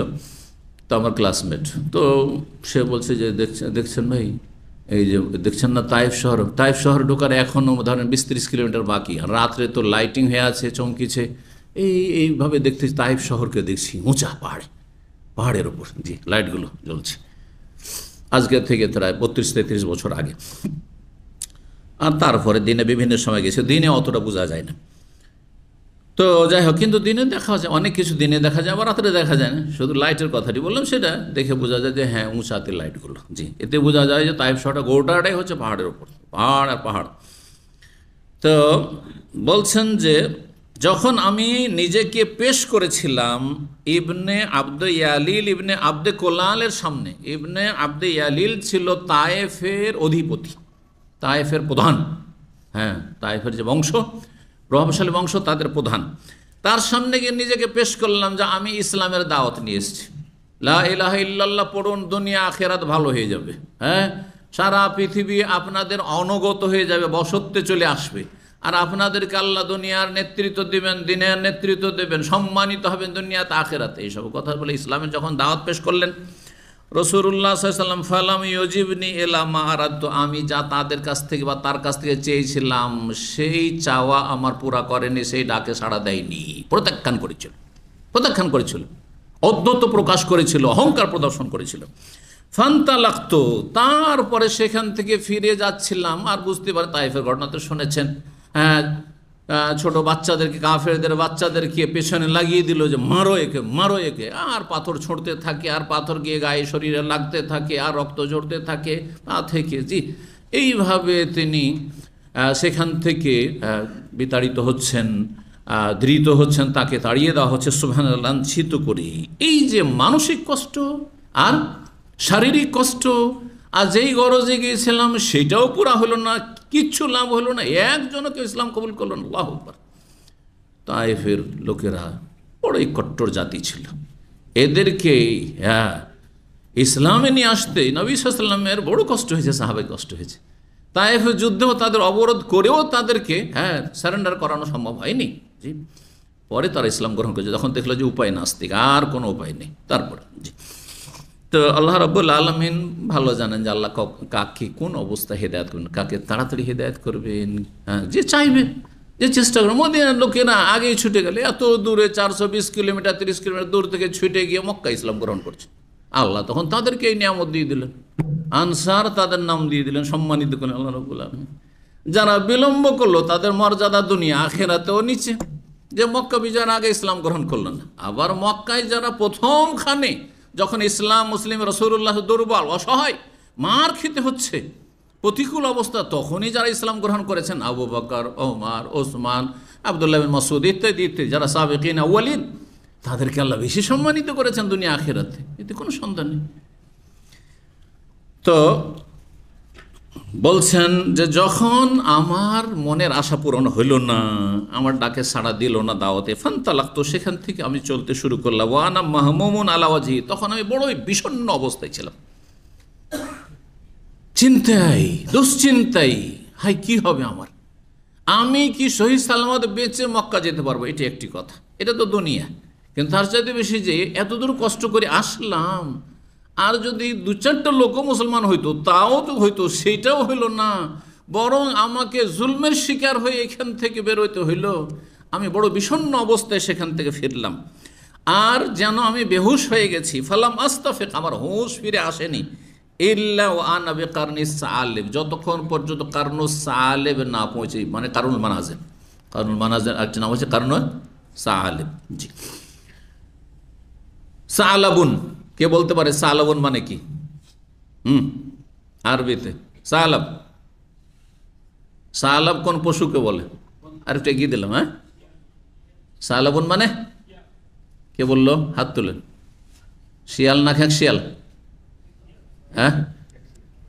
তো যাই হোক, সালাব তো এই এলাকায় হয়তো শিয়াল বা খেক শিয়াল সেখানে বেশি থাকতো, সেই জন্য নাম পড়েছে, হতে পারে যে কোনো জায়গার নামের পিছনে কিছু কারণও থাকে। ফারাফাতুরা, সেখানে যখন আমার হুঁশটা ফিরে আসলো, মানুষ যখন খুব বিষণ্ণ অবস্থায় থাকে, মানসিক অশান্তিতে থাকে, তখন পাগলের মতো হয়ে যায় বা হুঁশ হারিয়ে দেয়, বেহুশ হয়ে যায়, মানসিক শারীরিক কষ্টে যেন আমি ফালাম আস্তাফে, আমার হুঁশ ফিরে আসেনি। কোথায় আমার হুঁশ ফিরে আসছে? যখন কারনুস সাআলিবে পৌঁছেছি, ফারাফাতুরা আসি, সেখানে গিয়ে আমি একটু আকাশের দিকে চেয়ে দেখলাম, ওয়াইফাইদা আনাবে সাহাবা, দেখছি একটি মেঘমাল আমার মাথার উপর ছায়া করছে। কাদ আজাল্লাতনি, এই রৌদ্রে গরমে তাপে তিনি চলছেন, কিন্তু মাথার উপর দিয়ে মেঘটা ছায়া করছে, আর তিনি এগিয়ে যাচ্ছেন। আল্লাহু আকবার। মেঘ আল্লাহ সম্মানিত করছেন, মানুষ লাঞ্ছিত করলে কি হবে, আল্লাহ যদি সম্মানিত করেন। মুজিজা নবী সাল্লাল্লাহু আলাইহি ওয়াসাল্লাম, এটি অসাধারণ বিষয়, অলৌকিকত্ব। কাদ আজাল্লাতনি, আমাকে ছায়া করছে। ফানাজার, তো সেখানে আবার আর একটু তাকিয়ে দেখলাম, ফাইজা ফিহা জিবরাইল, সেখানে আবার মেঘমালাতে জিবরাইল আলাইহিস সালাম আকাশে। এইদিকে ফানাদানি, জিবরাইল আমাকে ডাক দিলেন আর বললেন, ইন্নাল্লাহ কাদ সামিআ কাওলা কওমিকা আল্লা কওমা রাদ্দু আলাইক, আল্লাহ আপনার জাতি যা কিছু আপনাকে বলল, মানসিক শারীরিক কষ্ট দিয়ে এবং আপনার দাওয়াতকে যে প্রত্যাখ্যান করলো, তাও শুনেছেন। অমারাদ্দু আলাইকা, যেই উত্তর তারা দিয়েছে আপনার কথার অতি উত্তর করেছে, তাও আল্লাহ শুনেছেন। ওয়াকাদ বাস আল্লাহ ইলাইকা মালাকাল জিবাল, আর পাহাড়ের দায়িত্বশীল ফেরেশতাকে আমার সাথে পাঠিয়েছেন, আমার সাথে এই যে আছে এই পাহাড়ের ফেরেশতা এসেছে, জি, আল্লাহর পক্ষ থেকে। ফাসাল্লাম আলিয়া, তারপরে পাহাড়ের দায়িত্বশীল যিনি প্রধান সেই ফেরেশতা আমাকে সালাম বললেন, আসসালামু আলাইকুম, সালাম দিলেন। সুম্মা কালা, তারপর ইয়া মুহাম্মদ, হে মুহাম্মদ সাল্লাল্লাহু আলাইহি ওয়াসাল্লাম, কালা যালিকা ফীমা শিতা ইন শিতা, যালিকা ফীমা শিত, এতটুকু। তারপরে ইন শিতান উদবিকা আলাইহিমুল আখশাবাইন, বলছেন ওই ফেরেশতা, পাহাড়ের দায়িত্বশীল ফেরেশতা, যালিকা ফীমা শিতা, এই যে আমরা এসেছি আপনাকে পুরো স্বাধীনতা দেওয়ার জন্য, আপনি যা চান তাই করার জন্য এসেছি। আপনি যা চান তাই বাসির জন্য তাই করার জন্য এসেছি। আপনি যদি চান যে এদেরকে পিষে দেবো, পিষে দেবো, চাকিতে পিষার মতো করে, চাকিতে যেমন আটা পিষা হয় ওইভাবে এদেরকে পিষে দেবো, আপনার মর্জি। ফিমা শেত ইনশেতা, আপনি যদি চান আন উতবিক আলিমুল আকসাব, দুটো কঠিন শক্ত শিলা বিশিষ্ট, আকসাবের তাসনিয়া দ্বিবচন হচ্ছে আকসাবাইন, দুটো, কারণ পাহাড় দুই রকমের হয়, পাহাড় পর্বত দুই রকমের, একটা হচ্ছে শক্ত পাথর বিশিষ্ট, আবার মাটি বিশিষ্ট পাহাড় হয়। বিশেষ করে ইন্ডিয়া বাংলাদেশ সব পাহাড়গুলি, সেগুলোতে পাথরের চাইতে মাটি বেশি, মাটি কম নেই, যথেষ্ট লাল মাটির পাহাড় রয়েছে। আপনারা জানেন এক সময় আমাদের ছোটোকালে সাদা মাটি দিয়ে মাথা ঘষত মহিলারা, সাদা মাটিরও পাহাড় রয়েছে। জি, লাল মাটির পাহাড় দেখেছি আমরা, এগুলো লাল মাটির পাহাড় ইন্ডিয়াতে।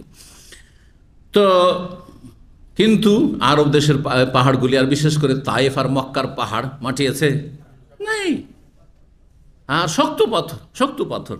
তো বলছেন আপনি যদি চান তো এই তায়েফবাসীর ওপরে আমি দুটো কি নিয়ে আসবো, দুটো শক্ত শিলা বিশিষ্ট পাহাড়কে নিয়ে আসবো, আর তারপরে তাদেরকে উতবে কালিহিম, মানে তাদেরকে একটি পাহাড়ে রেখে আর একটি পাহাড় দিয়ে চাপা দিয়ে পিষে দেবো। ফকাল নবী সাল্লাল্লাহু আলাইহি ওয়াসাল্লাম, নবী সাল্লাল্লাহু বললেন, না না না, আমি এটা চাই না যেদিকে ধ্বংস। আমরা হইলে এত আবেগী হয়ে যেতাম যে আল্লাহ মারেন, মারেন আল্লাহ, আল্লাহ তুই ধ্বংস করে দাও না। নবী সাল্লাল্লাহু আলাইহি ওয়াসাল্লাম বলছেন, বরং আরজু, আমি আশাবাদী, ইউখরিজ আল্লাহু মিন আসলাবিহিম, তাদের প্রজন্ম থেকে এমন অসংখ্য মানুষকে আল্লাহ নিয়ে আসবেন যারা মাইয়াবুদুল্লাহ ওয়াহদা, এক আল্লাহর ইবাদত বন্দি করবে, ওয়ালা ইউশরিকু বিহি শাইআ, আর তার সাথে কাউকে শরীক করবে না। দেখো না আজকে ওই তাইফে যেসব বংশগুলি ছিল, সাকিব বংশ ছিল, হাওয়াজের বংশ ছিল, আরও বেশ কিছু বংশ যেগুলো দুর্দান্ত বংশ, বিভিন্ন বংশ ছিল, সেগুলির প্রজন্ম সব কিছুদিন পরে সব মুসলমান হয়ে গেছে, ইসলাম কবুল করেছে। হ্যাঁ জি, একজনও কাফের নেই, তাদের পূর্বপুরুষদের ধর্মের কেউ একজনও অনুসারী নেই। জি আলহামদুলিল্লাহ। যদি নবী সাল্লাল্লাহু আলাইহি ওয়াসাল্লাম ওখানে বলতেন যে এদের বাসা মিটিয়ে দাও, এদেরকে পিষে দাও, হ্যাঁ ফেরেশতাকে বলতে পিষে দাও তুমি, আল্লাহ যখন পাঠিয়েছেন তোমাকে আর আমাকে পুরো ইখতিয়ার দিয়েছেন, তাহলে ওখানে শেষ হতো, এই প্রজন্ম থেকে কোনো মোমেনাত পয়দা হইতো না, এই নসলই শেষ হয়ে যেত, জেনারেশন শেষ হয়ে যেত। ধৈর্য ধরলে অনেক ফায়দা আছে। গালি খান, হ্যাঁ, আর মার খান, সবর করেন। মানুষ যখন গাল খায় তোর একটা বেনিফিট আছে। যারা দাওয়াতি কাজ করছেন তাওহীদ সুন্নতের ময়দানে শিরক বিদআতের বিরুদ্ধে, জানবেন যে গাল খেতে হবে, কিন্তু গাল খেলে যারা গাল দিচ্ছে তাদের ঘর থেকে কিছু সুস্থ মস্তিষ্ক সম্পন্ন ভালো মানুষ কিছু আছে, নাই পরায়ণ মানুষ আছে, তাদের বিবেকে ধাক্কা দেবে যে এত যে গাল খাচ্ছে কিন্তু ও তো গাল দেয় না, হ্যাঁ, ও তো আর বদদুয়া দেয় না, হ্যাঁ, ও তো খুব খারাপ ভাষায় বলে না, আমাদেরকে যেগুলো বলছে কোরআন হাদিসের কথাই তো বলছে, দলিলের কথাই তো বলছে। এইভাবে তখন কি হবে, ওদের ঘরে ইসলাম ঢুকে যাবে, ওদের ঘরে তাওহীদ সুন্নাত ঢুকে যাবে, ওরাই শিরক বিদআত ছেড়ে আর গোঁড়ামি ছেড়ে আবার চলে আসবে। এটা বাস্তব সত্য। এর উদাহরণ হচ্ছে ঠিক ওই রকমই, রাস্তাতে একজন আরেকজনকে মারছে, এক পক্ষে মার, মানে মারামারি হইলে তাহলে তো দুইজন সম্পর্কে আমার আপনার ভূমিকা একই রকম, যে দুইজনই মারাও, দুইজনই খারাপ, তাই না? কিন্তু একজন শুধু মার খাচ্ছে, ওই একটা বাড়ি দিচ্ছেন না, আর আরেকজন ওকে মেরেই যাচ্ছে, আর আশেপাশের লোকেরা সব তামাশা দেখছে, হয়তো পারছে না। বিশেষ করে শহরে এমনটা হয়, গ্রামে গঞ্জে তো ধরে, কিন্তু শহরে কেউ কারো দরদি না। বুঝেছেন এই জিনিসটা? এটা সবসময় উপলব্ধি করতে হবে, কারণ অনেকে আজকাল শহরমুখী, বরং অধিকাংশ লোকই শহরমুখী। তো শহরের লোক কিন্তু আপনার পাশে বাস করে, তবু আপনাকে চেনেও, আর চেনেও তো আপনার দুর্দিনে কষ্টে কোনো সময় কাছে আসবে না, কিন্তু গ্রামের লোক আসবে। তো যাই হোক, যখন আমরা এইরকম দৃশ্যগুলো কিন্তু আমরা দেখি অনেক সময়, এইখানে সিম্প্যাথি কাজ করে, মানে দয়া মায়া কাজ করে। কার পক্ষে? যে মারে তার পক্ষে না, যে মার খায় তার পক্ষে? তাহলে মার খেয়ে সে যদি প্রতিক্রিয়া দেখে তার সেও মারতে লাগতো। 10 বাড়ি খেয়েছে, শুধু 2টা বাড়ি দিতে পেরেছে, তাহলে কিন্তু ওর পক্ষে কেউ হইতেন না। হ্যাঁ, 2টো বাড়ি দিতে পেরেছে, আর কিছুই পারেনি, কিছুই করতে পারেনি, ও মারই খেয়েছে, মেয়ের মার খেয়ে বড় লোক হয়ে গেছে। তারপরও তার পক্ষে যেতেন না যে তুই বেশি মায়ের খেয়েছিস, সেই জন্য তোর পক্ষে আছি। এত বিচার করার সময় কোথায়, তাই না? ওর জন্য তো তাকে আদালতে বসাইতে হবে। কিন্তু মার খেয়ে শুধু দেখছেন যে মার খেয়ে থেকে গেল, বেচারা ধৈর্য ধরে কিছুই বলছেন, হাত বাড়াচ্ছেন, তাহলে সবাই কিন্তু ওর পার্টি হয়ে যাবে, সবাই ওর পার্টি হয়ে যাবে। জি, দাওয়াতি ময়দানে ওইরকম আপনাকে হইতে হবে। আল্লাহ তৌফিক দান করেন। কিন্তু ধৈর্যের জন্য বড় কলবের প্রয়োজন রয়েছে, হ্যাঁ, উদারতার প্রয়োজন রয়েছে, অন্তর বড় হইতে হবে, কলিজা বড় হইতে হবে। আল্লাহ তৌফিক দান করেন। 3232 নম্বর হাদিস বর্ণনা করছেন আবু ইসহাক শাইবানী রাহিমাহুল্লাহ, সাআলতু যির বিন আবি হুবাইশ, আমি যির বিন হুবাইশকে জিজ্ঞেস করলাম আন কাউলিল্লাহ তাআলা, মহান আল্লাহর এই বাণী তাফসীর সম্পর্কে। সূরা নাজমের আয়াত নম্বর 9-10 আল্লাহ বলছেন ফাকানা কাবা কাউসাইনে আও আদনা সুম্মা দানা ফাতাদাল্লা, অতঃপর তিনি নিকটবর্তী হইলেন, ফাতাদাল্লা আরও বেশি কাছাকাছি হয়ে গেলেন, ফাকানা কাবা কাউসাইনে 2 ধনুকের সমান দূরত্বে চলে গেলেন, ফাঁকানা কাবা কাউসানে আও আদনা, অথবা ওর চেয়ে বেশি কাছাকাছি হয়ে গেলেন। 2 ধনুকের কাছাকাছি, অত একটা ধনুক, ধনুক বুঝেন তো? ধনুক বুঝেন না? আরে তীর ধনুক বুঝেন না? ছোটকালে খেলেন নাই নাকি? আমরা তো খেলেছি। তো তীর ধনুক, 2 ধনুকের কাছাকাছি দূরত্বে চলে গেলেন। এই আয়াতের তাফসীর কি? মানে আসলে আলোচনা চলছে মেরাজের, আলোচনা চলছে কিসের? মেরাজের কথা এই আয়াতগুলিতে সূরা নাজমে রয়েছে। কিন্তু এখানে সুম্মা দানা ফাতাদাল্লাহ, নবী সাল্লাল্লাহু আলাইহি ওয়াসাল্লাম নিকটবর্তী হইলেন, আরও কাছে গেলেন, কার? আল্লাহর না জিবরাইলের? একদল বলছে আল্লাহর কাছাকাছি হয়ে গেলেন, যেটা ভুল তাফসীর। আর আরেক দল বলছেন যে জিবরাইলের এত কাছাকাছি হয়ে গেলেন শারীরিকভাবে যে ফাকানা কাব, জিবরাইল আলাইহিস সালাম যে আপন আকৃতিতে বিশাল আকৃতিতে তিনি সবচেয়ে শ্রেষ্ঠ ফেরেশতা, তার মাঝে আর নবী সাল্লাল্লাহু আলাইহি ওয়াসাল্লামের মাঝে 2 ধনুক বা তার চাইতে কম দূরত্ব ছিল, এত কাছাকাছি হয়েছেন জিবরাইল আলাইহিস সালামের। এটা হচ্ছে সঠিক তাফসীর। তো এই আয়াতের তাফসীর কোনটি? আল্লাহর কাছাকাছি হলেন নবী সাল্লাল্লাহু আলাইহি ওয়াসাল্লাম একবার এইভাবে, নাকি জিবরাইল আলাইহিস সালামের উদ্দেশ্য হচ্ছে এটি? কাল হাদাসানি ইবনে মাসউদ, আব্দুল্লাহ ইবনে মাসউদ রাদিয়াল্লাহু তাআলা আমাকে বর্ণনা করেছেন আন্না রাআ জিবরিল, যে নবী সাল্লাল্লাহু আলাইহি ওয়াসাল্লাম জিবরাইল আলাইহিস সালামকে দেখেছেন লাহু সিত্তুমিয়াতে জানাহ। এখানে ইবনে মাসউদ দেখেননি জিবরাইলকে, ইবনে মাসউদ দেখতে পারেন না কখনো জিবরাইলকে নবী ছাড়া অন্য কেউ দেখতে পারেন না, তাও আপন আকৃতিতে। আবার তো এখানে আন্নাহু মানে আন্নান নবী সাল্লাল্লাহু আলাইহি ওয়াসাল্লাম জিবরাইল আলাইহিস সালামকে দেখেছেন, আল্লাহকে নয়, লাহু সিত্তুমিয়াতু জানাহ, এই আকৃতিতে, এই রূপে যে তার 600টি ডানা ছিল, 600টি ডানা ছিল। আসল আকৃতি দেখেছেন, যেই রূপে আল্লাহ সৃষ্টি করেছেন জিবরাইল আলাইহিস সালামকে। এটি হচ্ছে সঠিক অর্থ। আল্লাহকে দেখেননি, কাকে দেখেছেন? জিবরাইল আলাইহিস সালামকে। তবে আল্লাহর সাথে কথা বলেছেন, কথা বলা আর দেখাতে পার্থক্য আছে। পর্দার আড়াল বা বোরখা পরে এক মহিলা আমার সাথে কথা বলেছে, হ্যাঁ, মাসলা প্রায় জিজ্ঞাসা করি, কিন্তু জীবনে মহিলাকে দেখিনি, হয় না? হ্যাঁ, কারণ আমার জন্য জায়েজ নয় দেখা, কথা ঠিক কিনা? এইরকমই সারা 10,000 কিলোমিটার দূর থেকে, আমেরিকা থেকে, কানাডা থেকে, জাপান থেকে অনেকে আমাদের সাথে কথা বলছেন, কিন্তু জীবনে দেখা হয়নি, আর হইলই না। হ্যাঁ, কিন্তু কথা হয়েছে হয়তো, এটাকে হচ্ছে কথা বলা তো হয়েছে, কিন্তু দেখা হয়নি। এই উদাহরণ দিয়ে বুঝেন যে নবী সাল্লাল্লাহু আলাইহি সাল্লাম আল্লাহকে দেখেননি, বরং আল্লাহর সাথে কথা বলেছেন। জি, 3233 নম্বর হাদিস, আব্দুল্লাহ বিন মাসউদ রাদিয়াল্লাহু তাআলা বর্ণনা করছেন, লাকাদ রা মিন আয়াত রাব্বিহিল কুবরা, সূরা নাজমের আয়াত নম্বর 18, নবী সাল্লাল্লাহু আলাইহি ওয়াসাল্লাম নিঃসন্দেহে দেখেছেন তার রবের মহান নিদর্শনাবলীগুলি, আয়াত বহু বচন রয়েছে, যেগুলি বড় বড় নিদর্শন, সে বড় বড় নিদর্শন দেখেছেন। নিদর্শন মানে যা দেখে আল্লাহকে চেনা যায়, সৃষ্টিগত নিদর্শন। মেরাজের সফরে অসাধারণ কিছু দেখেছেন, জান্নাত দেখেছেন, জান্নাতের দৃশ্য দেখেছেন, বিভিন্ন নেয়ামতগুলি জান্নাতে দেখেছেন, জাহান্নামে বিভিন্ন রকম পাপীদের আযাব শাস্তি দেখেছেন। এগুলি হচ্ছে আয়াত রাব্বিহিল কুবরা, সিদরাতুল মুনতাহা দেখেছেন, ইত্যাদি ইত্যাদি।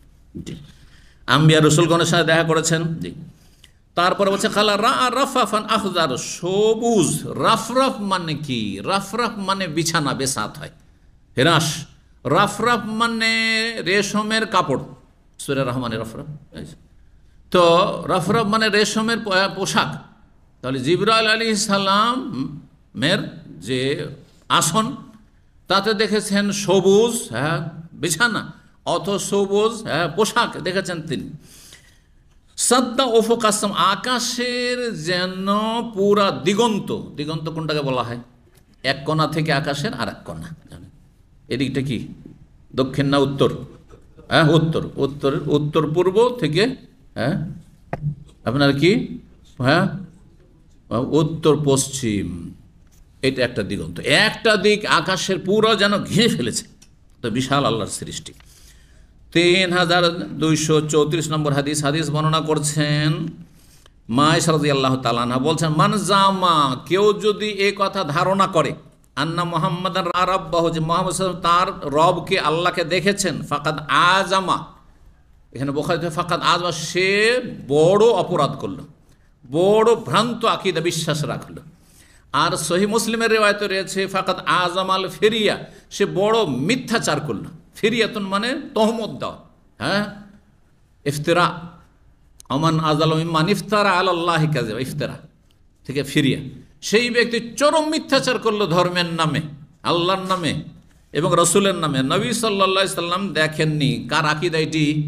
মা আয়েশা রাদিয়াল্লাহু তাআলার আকীদা, যে নবী মেরাজে আল্লাহকে দেখেননি। এখন আপনার আকীদা যদি আপনার জাহেল বক্তার আকীদা হয় যে আল্লাহকে দেখেছেন, তো আপনি কোন আদর্শে বিশ্বাসী আপনি চিন্তা করুন। জি, তো নবী সাল্লাল্লাহু আলাইহি সাল্লাম আল্লাহকে দেখেননি, এটি হচ্ছে মা আয়েশা রাদিয়াল্লাহু তাআলা আনহার আকীদা বিশ্বাস, এটি হচ্ছে সাহাবায়ে কেরামদের বিশ্বাস, আর এটি হচ্ছে আহলে সুন্নাত ওয়াল জামাতের বিশ্বাস। বেদাতীদের বিশ্বাস যে নবী আল্লাহকে দেখেছেন। তাহলে যেখানে দেখার কথা বলা হয়েছে কোরআনে কারিমে, কাছাকাছি হওয়ার কথা, সেটা হচ্ছে জিবরাইল আলাইহিস সালামের সাথে। বলছেন যে ওয়ালাকিন কাদ রা জিবরিল, তবে মা আয়েশা বলছেন জিবরাইল আলাইহিস সালামকে দেখেছেন নবী সাল্লাল্লাহু আলাইহি ওয়াসাল্লাম ফি সূরাতিহি ওয়া খালকিহি, তার সৃষ্টিগত রূপ চেহারায় বা আকৃতিতে, গঠনে। সাদ্দান মা বাইনাল উফুক, পুরো দিগন্ত যেন তিনি ঘিরে ফেলেছেন। জি, 3235 নম্বর হাদিস বর্ণনা করছেন মাসরুক তাবি, বলছেন কুলতু লি আয়েশা, মা আয়েশা রাদিয়াল্লাহু তাআলা আনহাকে বললাম। মাসরুক ভাবছিলেন যে আয়াতগুলি তো নবী সাল্লাল্লাহু আলাইহি ওয়াসাল্লাম দেখেছেন, কাছাকাছি হয়ে গেছেন, তো ভাবছেন যে আল্লাহকে দেখেছেন। তো এই আয়াতের তফসির সংশয় ছিল যে এটা কি আল্লাহ সম্পর্কে নয়? মাসরুক তাবির এই সংশয়। তখন তিনি জিজ্ঞাসা করছেন মা আয়েশাকে, পর্দার আড়াল থেকে তারা জিজ্ঞেস করতেন যারা নন মাহরাম, ফাআইনা কওলুহু, তাহলে মহান আল্লাহর এই বাণীর ব্যাখ্যা কোথায় যাবে? সুম্মা দানা ফাতাদাল্লাহ ফাকানা কাবা কাউসানে আও আদনা, সূরা নাজম আয়াত নম্বর 8-9। অতঃপর নবী সাল্লাল্লাহু আলাইহি ওয়াসাল্লাম নিকটবর্তী হলেন, আরও নিকটবর্তী হলেন। ফাকানা কাবা কাউসাইন, কাবা মানে মেকদার, পরিমাণ, আর কৌস মানে ধনুক, দুই ধনুক সমান দূরত্বে চলে গেলেন, অথবা আও আদনা, ওর চাইতে বেশি কাছে, এক ধনুক কাছাকাছি, একেবারে কাছাকাছি চলে আসলেন। কাল, আর তখন মা আয়েশা বললেন যে না, এটা আল্লাহ সম্পর্কে বলা হয়নি। যাকা জিবরিল, হচ্ছে জিবরাইল আলাইহিস সালাম। কানা ইয়াতি ফি সূরাতির রাজুল, সাধারণত ওহী নিয়ে জিবরাইল আলাইহিস সালাম আসতেন মানুষের রূপ ধারণ করে। ওয়াইন্নামা আতা হাযিহিল মাররা ফি সূরাতি, এইবার নবী সাল্লাল্লাহু আলাইহি সাল্লামের সামনে তিনি আগমন করেছেন তার আপন সুরতে, আপন রূপ চেহারায়, আকৃতিতে। আল্লাতি হিয়া সূরাত, যেটি তার আসল সুরত, আসল আকৃতি, আসল রূপ। ফাসাদ্দাল উফুক, এবং পুরো দিগন্তকে তিনি যেন ঘিরে ফেলেছেন। আর তারপরে হাদিস হচ্ছে 3236 নম্বর হাদিস, বলছেন নবী সাল্লাল্লাহু আলাইহি ওয়াসাল্লাম রাআইতুল লাইলাতা রাজুলাইনি, আজকে রাতে আমি দুইজন ব্যক্তিকে দেখলাম। আতায়ানি, আমার কাছে আসলো। দুইজন ব্যক্তি মানে মানুষের রূপ ধারণ করে ফেরেশতা।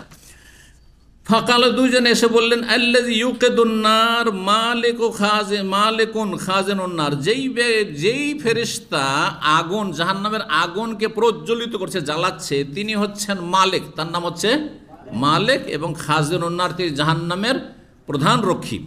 ওয়ানা জিবরাইল, আর আমি জিবরিল। তাহলে মানুষের রূপ ধারণ করে যে দুইজন এসেছেন, দুইজন কে? একজন মালিক জাহান্নামের ফেরেশতা, আর একজন জিবরাইল আলাইহিস সালাম। ওয়াহাযা মিকাইল, আর এই যে মিকাইল আছেন আমার সাথে। আমি জিবরাইল, মিকাইল, আর যিনি জাহান্নামের রক্ষী তিনি হচ্ছেন খাজিনুন নার।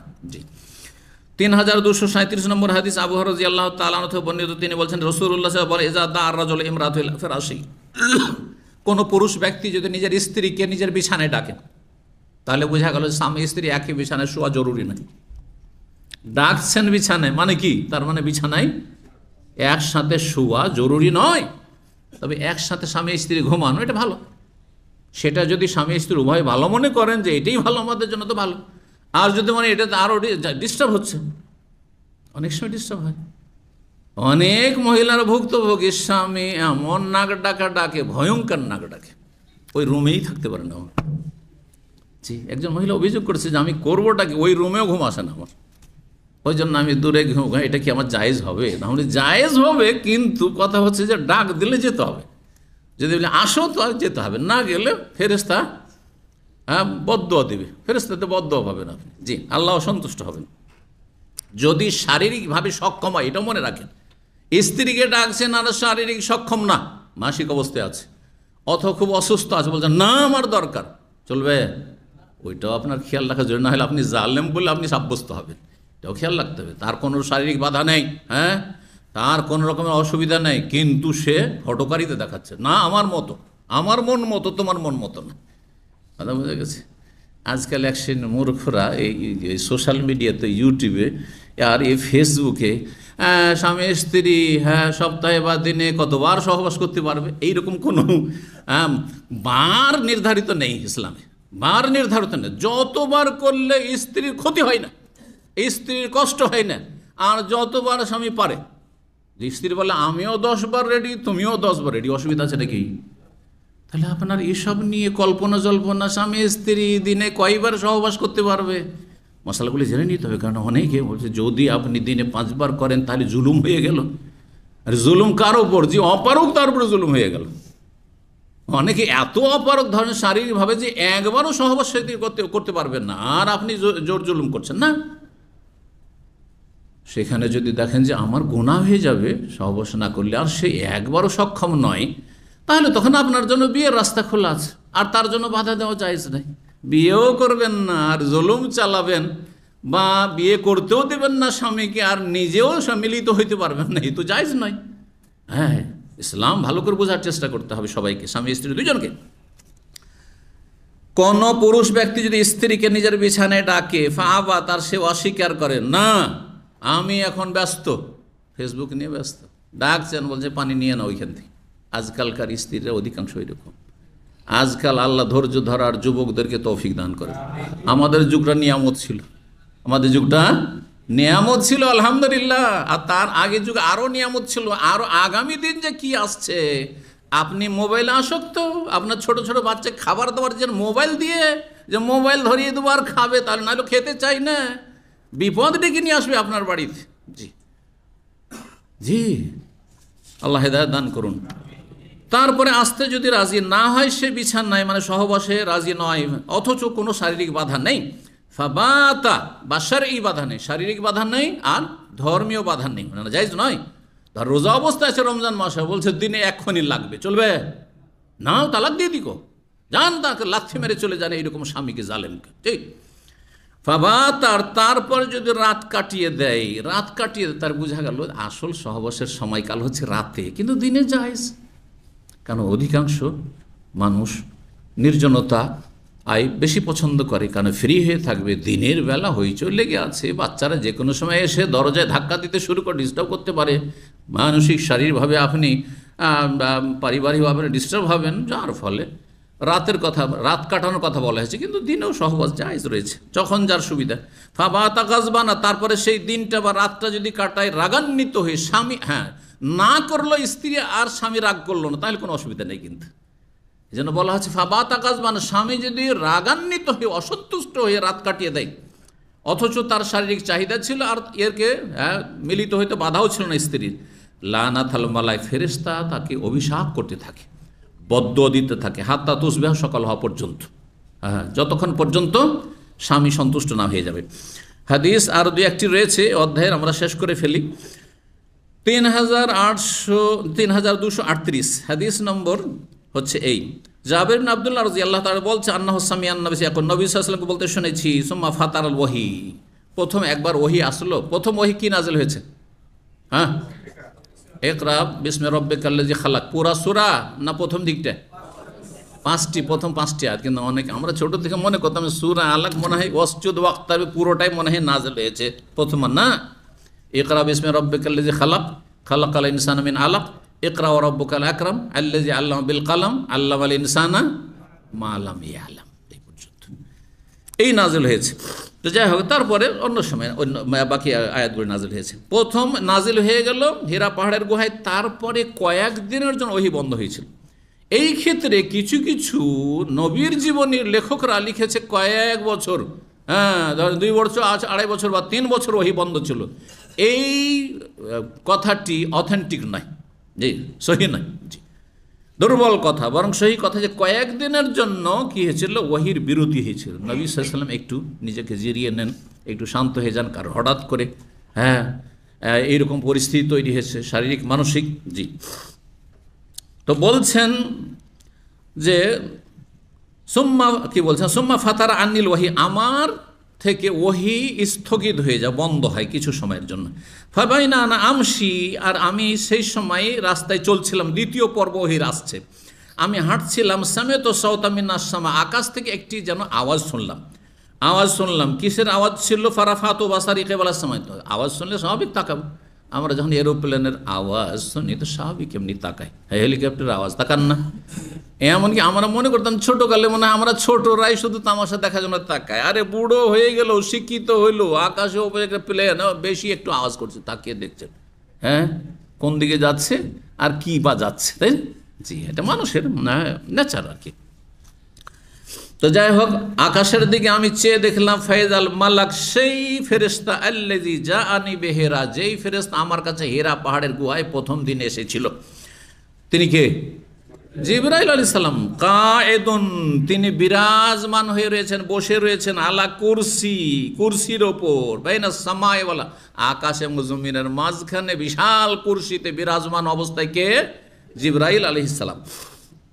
ফাজুইস্তু মিনহু, দেখে আমি তো ভয় পেয়ে গেলাম, ভীত সন্ত্রস্ত হয়ে গেলাম। ভয় পাওয়া স্বাভাবিক, আমরা রাতের অন্ধকারে যখন হাঁটতাম, বড় হওয়ার পরে এখনও অনেকেরই হয়, পিছন দিক থেকে একটু যদি কিছু সুড় করে, হ্যাঁ তো কি যেন শয়তান ওয়াসওয়াস দিয়েছে, পিছনে কি আমাকে মনে হয় ফলো করে আসছে, ঘুরে দেখছেন কি চোর ডাকাত তো নেই। বিশেষ করে অন্ধকারের দেশে, গ্রামে গঞ্জে যারা বাস করেন, বড়ই কিন্তু একটা মানে ভয় কাজ করেছে আমাদের মধ্যে কিন্তু। তো হাত্তা হাওয়াই তুই এলার, আমি এমন ভয় পেয়ে গেলাম যে আমি জমিনে মনে হয় পড়ে গেলাম, আছাড় খেয়ে পড়ে গেলাম। মানুষ বেশি ভয় পেলে কিন্তু পড়ে যায়, আর হাতে অস্ত্র থাকলে হাত থেকে পড়ে যায়, কোনো মাল সামান থাকলে পড়ে যায়, ও টেরই পায় না যে কী হইল। যেহেতু আহলি, তারপরে নিজের পরিবার মানে খাদিজা রাদিয়াল্লাহু তাআলা, তখন একজন পরিবার তার কাছে আসলাম। ফাকুলতে, এসে বললাম, খুব ঠান্ডা লাগছে, জ্বর চলে এসছে, শীত লাগছে, জাম্মেলুনি জাম্মেলুনি, আমার কম্বল আবৃত করে দাও, কম্বল পরিয়ে দাও, কম্বল। ফানজালাল্লাহু তাআলা, তখন আল্লাহ নাযিল, ইয়া আইয়ুহাল মুদ্দাসসির, হে কম্বল আবৃত বা চাদর আবৃত, দেশার চাদর কম্বল দুটোই বলা হয়, হে চাদর আবৃত বা কম্বল আবৃত, কম, এরকম শুইলে হবে না, দাঁড়ান, উঠেন বিছানা থেকে। ফাআনজির, এবং জাতিকে সতর্ক সাবধান করে জাহান্নাম থেকে এবং শিরিক থেকে, পাপাচার থেকে। রব্বাকা ফাকাব্বির, রবের বড়ত্ব ঘোষণা করুন, মহত্ব ঘোষণা করুন। ওয়ার রুজা ফাহজুর, পর্যন্ত 5টি আয়াত সূরাতুল মুদ্দাসসিরের নাযিল হলো। কাল আবু সালামা বলছে, রুজ মানে হচ্ছে প্রতিমা পূজা পরিত্যাগ করো। পরিত্যাগ করো মানে এই নয় যে নবী সাল্লাল্লাহু আগে পূজা করতেন, মানে একেবারে অন্তর থেকে বর্জন করো, আর একবারে শক্ত হয়ে যাও, এই প্রতিমা পূজার বিরুদ্ধে তোমাকে বদ্ধপরিকর হইতে হবে, সোচ্চার হইতে হবে। আর কেউ কেউ বলেছেন রুজ মানে প্রতিমা নয়, এটি তো তাফসীর হয়ে গেল। শাব্দিক অর্থ, রুজের শাব্দিক অর্থ হচ্ছে নাজাস, আর নাজাস মানে নাপাক বস্তু, পেশাব পায়খানা থেকে আর কাপড় চোপড় শরীর নাপাক করা থেকে পবিত্রতা অর্জন করো বা পবিত্র থাকো। যে পবিত্র আছে তাকে বলা হবে না যে তুমি পবিত্র হও, কিন্তু পবিত্র থাকো সবসময়, কন্টিনিউ করো, এটা হচ্ছে উদ্দেশ্য। 3239 নম্বর হাদিস বর্ণনা করছেন আবুল আলিয়া, প্রখ্যাত তাবি, তিনি বলছেন, হাদাসানা ইবনু আম্মে নবী, তোমাদের নবী সাল্লাল্লাহু আলাইহি সাল্লামের চাচাতো ভাই, ইবনু আম মানে চাচার ছেলে, মানে চাচাতো ভাই হাদিস বয়ান করেছেন, মানে ইবনে আব্বাস রাদিয়াল্লাহু তাআলা বিশিষ্ট ছাত্র আবুল আলিয়া তাবেঈ ছিলেন। আর বড় তাবেঈ ছিলেন বিশিষ্ট। নবী সাল্লাল্লাহু আলাইহি ওয়াসাল্লাম থেকে বর্ণনা করেন ইবনে আব্বাস, রাআইতু লাইলাতা উসরিয়া বি, সেই রাতে আমি দেখলাম যেই রাতে আমাকে ইসরা মানে নৈশ ভ্রমণে নিয়ে যাওয়া হয়েছিল। ইসরা মানে নৈশ ভ্রমণ। কি বললাম? নৈশ ভ্রমণ মানে কি? নৈশ মানে রাতের সফরে। রাতের সফর কোনটি ছিল? দুটি ছিল। একটি ছিল জমিনি সফর আর একটি ছিল আকাশের সফর। জমিনি সফর কোনখান থেকে কোনখানে? মক্কা থেকে প্যালেস্টাইন বাইতুল মুকাদ্দাস পর্যন্ত, এটার নাম ইসরা, কারণ এটা জমিনে সফর। আর মেরাজ সেখান থেকে উপরে যাওয়াটার নাম হচ্ছে মেরাজ। মেরাজ, হ্যাঁ, আরাজ মানে চড়া, ওপরে চড়া, তো ওইটা হচ্ছে মেরাজ। কিন্তু আমাদের দেশের মানুষরা ইসরা বুঝে না, ইসরা মেরাজের পার্থক্য বুঝে না, সবটাই মেরাজ। জমিনে যাচ্ছেন মক্কা থেকে, হ্যাঁ, ফেরেশতারা নিয়ে যাচ্ছেন ফিলিস্তিন পর্যন্ত, এটা মেরাজ নয়, ওপরে উঠেননি তিনি। এটার নাম কি? ইসরা, রাতের ভ্রমণ, রাতারাতি ভ্রমণ হইল। তারপর ওপর দিকে যখন উঠলেন সেটার নাম হচ্ছে মেরাজ। ইসরার কথা কোরআন স্পষ্ট ভাষায় রয়েছে, কিন্তু মেরাজ ওপরে আকাশে চড়ার কথা সহিহ হাদিস দ্বারা প্রমাণিত আর সূরা নাজমের আয়াতগুলি দ্বারা প্রমাণিত, কিন্তু স্পষ্ট ভাষায় মেরাজ শব্দটি আসেন, এসছে কোরআনে স্পষ্ট শব্দ মেরাজ আসেন। এই জন্য কিছু ইখতিলাফ হয়ে গেছে, নবী সাল্লাল্লাহু আলাইহি ওয়াসাল্লাম মেরাজটা রুহানি ছিল না সশরীরে ছিল। একদল পথভ্রষ্ট হয়েছে, না নবী সাল্লাল্লাহু রুহানি মেরাজ ছিল, দেহ যায়নি সাত আকাশের ওপর। জি, ভালো ভালো তাফসীরকার বা নবীর জীবনী রচয়িতা পথভ্রষ্ট হয়েছে। বাঙালি বড় প্রসিদ্ধ একজন লেখক আছেন নবী জীবনে, তিনি পথভ্রষ্ট এই ক্ষেত্রে বলছেন নবীর মেরাজ হচ্ছে রুহানি মেরাজ, মানে আত্মা গিয়েছে কিন্তু দেহ যায়নি। অথচ আল্লাহ সুবহানাল্লাযী আসরা বিআবদিহি ফাআওহা ইলা আবদিহি মা আওহা, সূরা ইসরাতে নৈশ ভ্রমণে আব্দ, আর যখন আকাশের পথের কথা সুম্মা আওহা, আল্লাহ ওহী করলেন তার বান্দার ওপর। এই ওহীটা হচ্ছে সেই মেরাজের সফরের ওহী। জি, আর বান্দা শুধু আত্মাকে বলা হয় না, আত্মা এবং দেহে দুটোর সমষ্টির নাম হচ্ছে কি? বান্দা। আমি আল্লাহর বান্দা, মানে আমার আত্মাটা শুধু আল্লাহর বান্দা না, আমার দেহটা আল্লাহর বান্দা না, দুটোই? দুটো। মানুষ নাম হচ্ছে দুটো জিনিসের সমষ্টির নাম, দুটোর সমষ্টির নাম। তো হাদিস শেষ হচ্ছে, বলছেন যে সেই রাতে নৈশ ভ্রমণে মানে মেরাজের রাতে আমি দেখলাম মূসা আলাইহিস সালামকে কি রাজুলান আদম তোয়ালান জাদান, মুশকিল শব্দ, তাই না? রাজুলান মানে এমন এক ব্যক্তিত্ব দেখলাম, এমন একজন মানুষকে দেখলাম, আদম যিনি শ্যামবর্ণ, আদম যার রং গমের মতো, লাল গমের মতো, লাল গমের মতো। এই ইউরোপিয়ানদের মতো ফ্যাকাশে নয়, সাদা, কিন্তু কীরকম একটু লাল সাদা, এটা বেশি দেখতে সুন্দর লাগে। দেখেন, আরব বা ইন্ডিয়া পাকিস্তান বা যে কোনো দেশের হোক, যারা সাদা, তাদের সাদাটা কিন্তু ফ্যাকাশে সাদা নয়। কীরকম সাদা? তাতে লাল বর্ণ থাকে। এটা হচ্ছে এখন আসমার বা আদম, এই রঙের ছিলেন মূসা আলাইহিস সালাম। তোয়ালান, এবং তিনি কি ছিলেন? বড় লম্বা মানুষ ছিলেন, উঁচা মানুষ, বেটে না। জাদান, তার চুলগুলি ছিল কোকরালো বা ঘংরুলো, কোনটা বলেন আপনারা? চুল যখন ঢেউ হয়ে থাকে এটাকে কি বলে?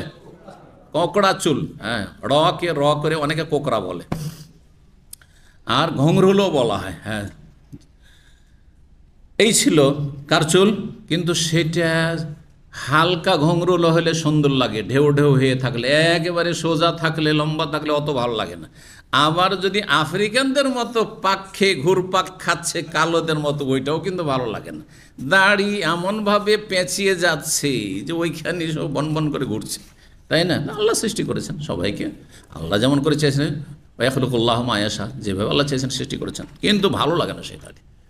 আবার লম্বা দাড়ি বেড়েই চলে যাচ্ছে, একবার নাভিতে চলে আসছে, ওটাও ভালো লাগে না। যদি আল্লাহ যাকে যেটা দিয়েছেন সেটা, এখানে মানুষের কোনো অধিকার নেই কিন্তু, তাই না? কিন্তু চুল যদি সিথি করছেন তখন ঢেউ হয়ে থাকে, এটা বেশি কি লাগে? সুন্দর লাগে, এই মানুষকে দেখতে বেশি সুন্দর লাগে। তো বলছেন এইরকম ছিল, হালকা ঘংরুলো ছিল। কান্নাহুম মিন রিজালে শানুয়া, দেখে আদম আলাইহিস সালামকে মনে হচ্ছে তিনি যেন শানুয়া বংশের একজন সুঠাম মানুষ। শানুয়া বংশ এমন দেশে বসবাস করতো, এই বংশের লোকেরা দেখতে খুব সুন্দর হইতো আর একটা লম্বা হইতো।